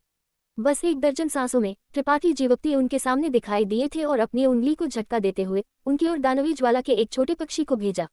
लड़के, भाग जाओ! कोंगुएन डोंग गुस्से में था और चकमा देने का प्रयास नहीं किया। इसके बजाय अपने हाथ में एक बड़ी कतार जैसी कलाकृति में अपनी सर्व शक्ति डाली और इसे त्रिपाठी जीवक्ति की ओर काट दिया। इस कलाकृति से कई दर्जन मीटर लंबी एक विशाल कतार लहर बाहर निकल गई, जो आश्चर्यजनक गति के साथ एक अर्धचंद्र के आकार को ले रही थी। दानवी लपटें तुरंत बिखर गई, लेकिन ऐसे झटके के सामने त्रिपाठी जीवक्ति ने अपनी रक्षा को कम करने की हिम्मत नहीं की। आखिरकार उनके विरोधी कमजोर नहीं थे। इसके बारे में सोचे बिना ही त्रिपाठी जीवक्ति ने अपनी बैंगनी ढाल बुलाई और खुद को बचाने के लिए इसे एक रेत के तूफान में बदल दिया। एक जोरदार धमाका हुआ क्योंकि रेत और हवा चारों ओर छलक गई। कतार लहर गायब हो गई और बैंगनी ढाल द्वारा बनाए गए रेत के तूफान में एक बड़ा अंतर फट गया, लगभग त्रिपाठी जीवक्ति के आंकड़े को बेनकाब करते हुए। एक उत्पत्ति ग्रेड उच्च रैंक रक्षात्मक कलाकृति। कोंगुएन डोंग की आंखें सिकुड़ गई क्योंकि उन्होंने विस्मयबोधक चिन्ह किया। हालांकि उनकी आंखों की रोशनी काफी अच्छी थी, इसलिए वह एक बार में इस बैंगनी ढाल के ग्रेड की पहचान करने में सक्षम थे। स्वर्ग की बुराइयों को माफ किया जा सकता है, लेकिन किसी की अपनी बुराइयों से नहीं बचा जा सकता है। कोंगुएन डोंग, आज ये तुम्हारा दफन स्थान होगा। दूर से एक कोमल आवाज ने पुकारा। ये बर्फ हृदय घाटी की युवा महिला थी जो कोंगुएन डोंग का पीछा कर रही थी। भले ही उसकी गति त्रिपाठी जीवक्ति की तुलना में धीमी थी, कोंगुएन डोंग त्रिपाठी जीवक्ति द्वारा रोके जाने से पहले ज्यादा दूर नहीं भागे थे। इस स्थिति को देखकर युवा महिला बहुत खुश थी और अपनी उत्पत्ति राजा ग्रेड कलाकृति गहन हृदय तोड़ना ढोल बुलाए। इससे पहले कि वह पहुंची, उनके जुड़े सफेद हाथ ने पहले से ही ढोल को धीरे से टैप कर दिया था। एक हल्की धूल की आवाज सभी दिशाओं से बज उठी, जो एक बेहद अजीब दृश्य बना रही थी। भले ही आवाज मुलायम थी, लेकिन ये किसी के कानों में प्रवेश करने पर किसी के खून को उबालने और बेहद असुविधाजनक महसूस करने के लिए पर्याप्त थी। लेकिन यह अंत नहीं था। युवा महिला का जुड़े सफेद हाथ ढोल को पीटता रहा। उनकी हरकतें धीमी और श्रमसाध्य थीं, जैसे कि वह एक बड़ी कीमत चुका रही थी। प्रत्येक ताल के साथ युवा महिला का चेहरा थोड़ा पीला पड़ गया, जबकि गहन हृदय तोड़ना ढोल से आवाज तेज और तेज हो गई जब तक कि यह बहरा करने वाला नहीं था, जैसे कि यह किसी के कान के ठीक आगे बज रहा था, जिससे रक्षा करना असंभव हो गया। ढोल की आवाज ने न केवल कोंगुएन डोंग को घेर लिया, बल्कि त्रिपाठी जीवक्ति को भी नहीं बख्शा गया। जैसे ही ढोल की आवाज उनके कानों में प्रवेश की, त्रिपाठी जीवक्ति की आंखें धीरे धीरे खून से लाल हो गईं और उनका चेहरा लाल हो गया क्योंकि उनके शरीर में सारा खून उनके सिर पर दौड़ गया। इसे समझते हुए त्रिपाठी जीवक्ति ने युवा महिला को ठंडा घूरा। भले ही वे कुछ हजार मीटर से अलग थे, इस ठंडी नजर ने युवा महिला के कोमल शरीर को कांपने का कारण बनाया और वह अनजाने में एक पल के लिए रुक गईं। अगले पल में जब उन्होंने फिर से ढोल को पीटा, त्रिपाठी जीवक्ति के कानों में ढोल की आवाज तुरंत काफी कमजोर हो गई, उन्हें बिल्कुल भी मुश्किल से प्रभावित कर रही थी। हालांकि कोंगुएन डोंग, जो त्रिपाठी जीवक्ति के सामने खड़े थे, पर दबाव बहुत बढ़ गया। एक उत्पत्ति राजा ग्रेड कलाकृति की शक्ति अप्रत्याशित थी, और भले ही युवा महिला ने इसे पूरी तरह से परिष्कृत नहीं किया था और केवल इसकी आधी शक्ति प्रदर्शित कर सकती थी, कोंगुएन डोंग के लिए विरोध करना अभी भी बेहद मुश्किल था। अनजाने में उनके साथ छिद्रों से खून बहना शुरू हो गया और उनका भाव बेहद भयंकर हो गया, जैसे कि वह बहुत दर्द से पीड़ित थे, यहाँ तक कि उनका बलवान शरीर भी हिंसक रूप से कांप रहा था। युवा महिला और गहन हृदय तोड़ना ढोल के साथ कोंगुएन डोंग को रोकते हुए त्रिपाठी जीवक्ति ने बिना किसी झिझक के कार्रवाई की। सुनहरे धागे कोंगुएन डोंग की ओर चले गए और अगले पल में उनकी दानवी लपटों में छिपी अंतरिक्ष ब्लेड बाहर निकल गईं। उसी समय पीछा करने वाली फायरबर्ड कलाकृति आत्मा को भी त्रिपाठी जीवक्ति का आदेश मिला और कोंगुएन डोंग की ओर दौड़ पड़ी। त्रिपाठी जीवक्ति और बर्फ हृदय घाटी की युवा महिला अब कोंगुएन डोंग को मारने के लिए सहयोग कर रहे हैं। एपिसोड 1450 चिकित्सा उद्यान में प्रवेश। कोंगुएन डोंग का गिरना ज्यादा संदेह में नहीं था। भले ही उसकी खेती युवा महिला से ज्यादा खराब नहीं थी, लेकिन 1 के मुकाबले 4 की स्थिति में युवा महिला शांत रूप से अपने गहन हृदय तोड़ना ढोल की शक्ति का उपयोग करते हुए और त्रिपाठी जीवक्ति किनारे से हमला करते हुए, भले ही कोंगुएन डोंग की ताकत असाधारण थी, उसके लिए भागना मुश्किल होता। मुश्किल से एक अगरबत्ती जितना समय तक टिके रहने के बाद कोंगुएन डोंग की आत्मा नष्ट हो गई। बर्फ हृदय घाटी की युवा महिला सही थी। कोंगुएन डोंग के शरीर में एक स्वर्ग जलाने वाली वज्र अग्नि थी। उसकी स्वर्ग जलाने वाली वज्र अग्नि बिल्कुल पीली पोशाक वाले बूढ़े आदमी के पास जो थी, वही थी, एक तरह की गहरी काली ज्वाला जिसके चारों ओर बिजली की चापें नाच रही थी। कोंगुएन डोंग के मरने के बाद स्वर्ग जलाने वाली वज्र अग्नि स्वाभाविक रूप से फायरबर्ड कलाकृति आत्मा ने निगल ली थी। लड़ाई खत्म होने के बाद स्वाभाविक रूप से लूट को बांटने का समय था। 4 दुश्मनों की अंतरिक्ष के छल्ले को छोड़ा नहीं जा सकता था, इसलिए त्रिपाठी जीवप्ती ने अनायास ही कोन वेन डोन का अंतरिक्ष का छल्ला ले लिया और बाकी 3 को बर्फ हृदय घाटी की 3 महिलाओं के लिए छोड़ दिया। इस संबंध में भले ही युवा महिला थोड़ी नाखुश लगती थी, लेकिन उन्होंने कुछ नहीं कहा। आखिरकार अगर त्रिपाठी जीवप्ती ने कार्रवाई नहीं की होती तो उन्हें न केवल कुछ नहीं मिलता, बल्कि वे अपनी जान भी गंवा सकती थी। कम से कम सबसे कम खेती वाली महिला एक बहुत ही खतरनाक स्थिति में होती। फायरबर्ड कलाकृति आत्मा त्रिपाठी जीवप्ती के सिर के ऊपर चक्कर लगा रही थी, खुशी से चहकती थी, जाहिरा तौर पर 2 स्वर्ग जलाने वाली वज्र अग्नि को निगलने के बाद एक अच्छे मनोदशा में थी। जब उन्होंने फायरबर्ड कलाकृति आत्मा को देखा तो युवा महिला की सुंदर आंखों में डर का एक संकेत चमका। वह त्रिपाठी जीवप्ती की ताकत का अवलोकन नहीं कर सकती थी, लेकिन इस फायरबर्ड कलाकृति आत्मा से आने वाली अत्याचारी आभा उतार चढ़ाव स्पष्ट थे। यह फायरबर्ड कलाकृति आत्मा एक तीसरी कोटि शक्ति केंद्र कोटि मास्टर के बराबर है। युवा महिला ने गुप्त रूप से अपने दिल में निर्णय लिया, छोटे भाई, यह मालकिन अपना धन्यवाद देती है। अगर आपकी सच्चाई नहीं होती तो ये मालकिन और उसकी बहन इन उज्ज्वल ज्वाला संप्रदाय के हरामियों को मारने में सक्षम नहीं होती। युवा महिला ने त्रिपाठी जीवप्ती को धन्यवाद देते हुए अपने चेहरे पर एक चमकीली मुस्कान दिखाई। त्रिपाठी जीवप्ती मुस्कुराए और हल्के से कहा, मैडम बहुत गंभीर है, हमने दोनों ने वही लिया जो हमें चाहिए था। और तो और वे ही थे जिन्होंने मुझ पर पहले हमला किया था। भले ही इस युवा महिला ने जानबूझकर या अनजाने में अभी अपनी गहनहीन हृदय तोड़ना ढोल का उपयोग किया था, त्रिपाठी जीवप्ती यहाँ उनके साथ सौहार्द के सभी बहाने को खत्म करने के लिए तैयार नहीं थे। हालांकि आवश्यक भय और चेतावनी अभी भी आवश्यक थी, अन्यथा वे नदी पार करने के बाद पुल जला देंगे। ये भी एक परेशान मामला था। गहनहीन हृदय तोड़ना ढोल काफी शक्तिशाली था और इससे निपटना बहुत मुश्किल होगा। अगर जरूरी नहीं था तो त्रिपाठी जीवप्ती बर्फ हृदय घाटी की इन तीनों के साथ कोई संघर्ष नहीं चाहते थे। अभी त्रिपाठी जीवप्ती बस जितनी जल्दी हो सके सम्राट उद्यान में प्रवेश करना चाहते थे। यही कारण था कि उन्होंने कलाकृति आत्मा को वापस नहीं लिया था। वह कलाकृति आत्मा को दूसरे पक्ष पर दबाव डालने के लिए चाहते थे, अन्यथा ये युवा महिला अपने शब्द पर वापस चली जाएगी। सही है, मैडम ने मुझे अभी तक ये नहीं बताया है कि उज्ज्वल ज्वाला संप्रदाय के ये 2 स्वर्ग जलाने वाली वज्र अग्नि गुप्त तकनीक की खेती क्यों करते हैं? त्रिपाठी जीवप्ती ने जिज्ञासापूर्वक पूछा। हे, तो छोटे भाई इस बारे में सोच रहे हैं? युवा महिला मुस्कुराई, कुछ भी छिपाने का इरादा नहीं था। वास्तव में ये गुप्त तकनीक उज्ज्वल ज्वाला संप्रदाय में कई लोगों द्वारा खेती की जाती है। ये केवल ये 2 नहीं है, क्योंकि थोड़ी अधिक ताकत वाला कोई भी खेती करने वाला इस गुप्त तकनीक की खेती कर सकता है। हालांकि यह कहा जाना मुश्किल है कि यह कितना शक्तिशाली है। ओह, उन्होंने ये कैसे किया? त्रिपाठी जीवप्ती बहुत रुचि रखे हुए थे। स्वर्ग जलाने वाली वज्र अग्नि कलाकृति आत्मा के लिए बहुत लाभदायक थी, लेकिन दुर्भाग्यवश उज्ज्वल ज्वाला संप्रदाय के 4 लोगों में से यहाँ केवल कोन वेन डोंग और पीली पोशाक वाले बूढ़े आदमी के पास स्वर्ग जलाने वाली वज्र अग्नि थी, अन्य 2 के पास नहीं थी। इसलिए युवा महिला की व्याख्या सुनकर वह स्वाभाविक रूप से रुचि रखे हुए थे। ये बहुत सरल है, उज्ज्वल ज्वाला संप्रदाय में स्वर्ग जलाने वाली वज्र अग्नि है, जिसे उनके संप्रदाय की नींव माना जा सकता है। इस स्वर्ग जलाने वाली वज्र अग्नि पर भरोसा करते हुए कुछ गुप्त तकनीकों के साथ उज्ज्वल ज्वाला संप्रदाय का उच्च स्तरीय खेती करने वाला स्वर्ग जलाने वाली वज्र अग्नि की खेती कर सकता है, जिसमें दुश्मनों से लड़ते समय कई अद्भुत उपयोग होते हैं। युवा महिला ने धीरे से समझाया और फिर तुरंत आकस्मिक रूप से पूछा, चूंकि छोटे भाई ये पूछ रहे हैं, ऐसा लगता है कि आप स्कारलेट वेव स्टार से नहीं हैं, है ना? हाँ, मैं स्कारलेट वेव स्टार से नहीं हूँ। त्रिपाठी जीवप्ती ने मना नहीं किया, लेकिन उनका भी अपनी उत्पत्ति का परिचय देने का कोई इरादा नहीं था। धीरे से सिर हिलाते हुए उन्होंने कहा, तो यह ऐसा है, स्वर्ग जलाने वाली वज्र अग्नि। भले ही स्वर्ग जलाने वाली वज्र अग्नि और स्वर्ग जलाने वाली वज्र अग्नि के बीच केवल एकल शब्द का अंतर था, यह अभी भी उज्ज्वल ज्वाला संप्रदाय की नींव के साथ ही कोन वेन डोंग और अन्य लोगों की स्वर्ग जलाने वाली वज्र अग्नि की खेती करने के लिए नींव थी। अगर कलाकृति आत्मा इस स्वर्ग जलाने वाली वज्र अग्नि को निगल सकती थी तो उसे किस तरह के लाभ मिलेंगे? बेशक यह विचार केवल एक पल के लिए त्रिपाठी जीवप्ती के दिमाग में चमका। इस तथ्य का उल्लेख किए बिना ही कि स्कारलेट वेव स्टार टेरिटरी में स्थित था, त्रिपाठी जीवप्ती के लिए बिना किसी कारण के वहां यात्रा करना असंभव था। यहाँ तक कि उज्ज्वल ज्वाला संप्रदाय भी एक ऐसी जगह नहीं थी जहां वह अकेले घुस सकते थे। कोंग वेन डोन की खेती से अनुमान लगाते हुए ये संप्रदाय एक उत्पत्ति राजा ग्रेड मास्टर को इसकी अध्यक्षता करते हुए होने की संभावना थी। इसे भूल जाओ, चलो अभी इस बारे में बात नहीं करते हैं। त्रिपाठी जीवप्ती फिर से मुस्कुराए, मैडम, क्या हमें अब उस गुप्त एकांत घर पर जाकर एक नजर नहीं डालनी चाहिए? अंदर बहुत सारी अच्छी चीजें हो सकती हैं। हाँ, बेशक। युवा महिला के होंठ थोड़ा फरफराए। युवा महिला का मुंह थोड़ा फरफराया। भले ही वह अनिच्छा से भरी हुई थी, लेकिन वह उस समझौते से मुकर नहीं सकती थी जो उन्होंने त्रिपाठी जीवप्ती के साथ किया था। उन्होंने पहले अपनी आंखों में त्रिपाठी जीवप्ती की ताकत नहीं डाली थी, सोचकर कि इस मामले के निपटारे के बाद लाभों के वितरण में उनकी अंतिम बात होगी, लेकिन इस लड़ाई का अनुभव करने के बाद उन्होंने महसूस किया कि उनकी सोच कुछ इच्छाधारी सोच थी। दूसरा पक्ष कोई ऐसा नहीं था जिसे वह आसानी से धमका सकती थी और स्पष्ट रूप से उनकी तरफ कुछ सतर्क था। अन्यथा वह फायरबर्ड उनके सिर के ऊपर नहीं मंडरा रहा होता। इसे महसूस करते हुए युवा महिला ने थोड़ा आह भरी और कोई और परेशानी नहीं चाहती थी, सबसे पहले पहाड़ी घाटी की ओर उड़ गईं। अन्य 2 महिलाएं भी करीब से पीछे हो गईं। थोड़े समय बाद 4 लोगों का समूह फिर से पहाड़ी घाटी की बाधा के सामने पहुंचा। बाधा अभी भी पहले जैसी थी और प्रकाश पर्दा समय समय पर चमकता था, जो स्पष्ट रूप से एक हमले से पीछे छूट गया था, लेकिन यह अभी भी टूटे जाने से बहुत दूर था। क्या छोटे भाई आत्मा सरनियों के मार्ग में निपुण है?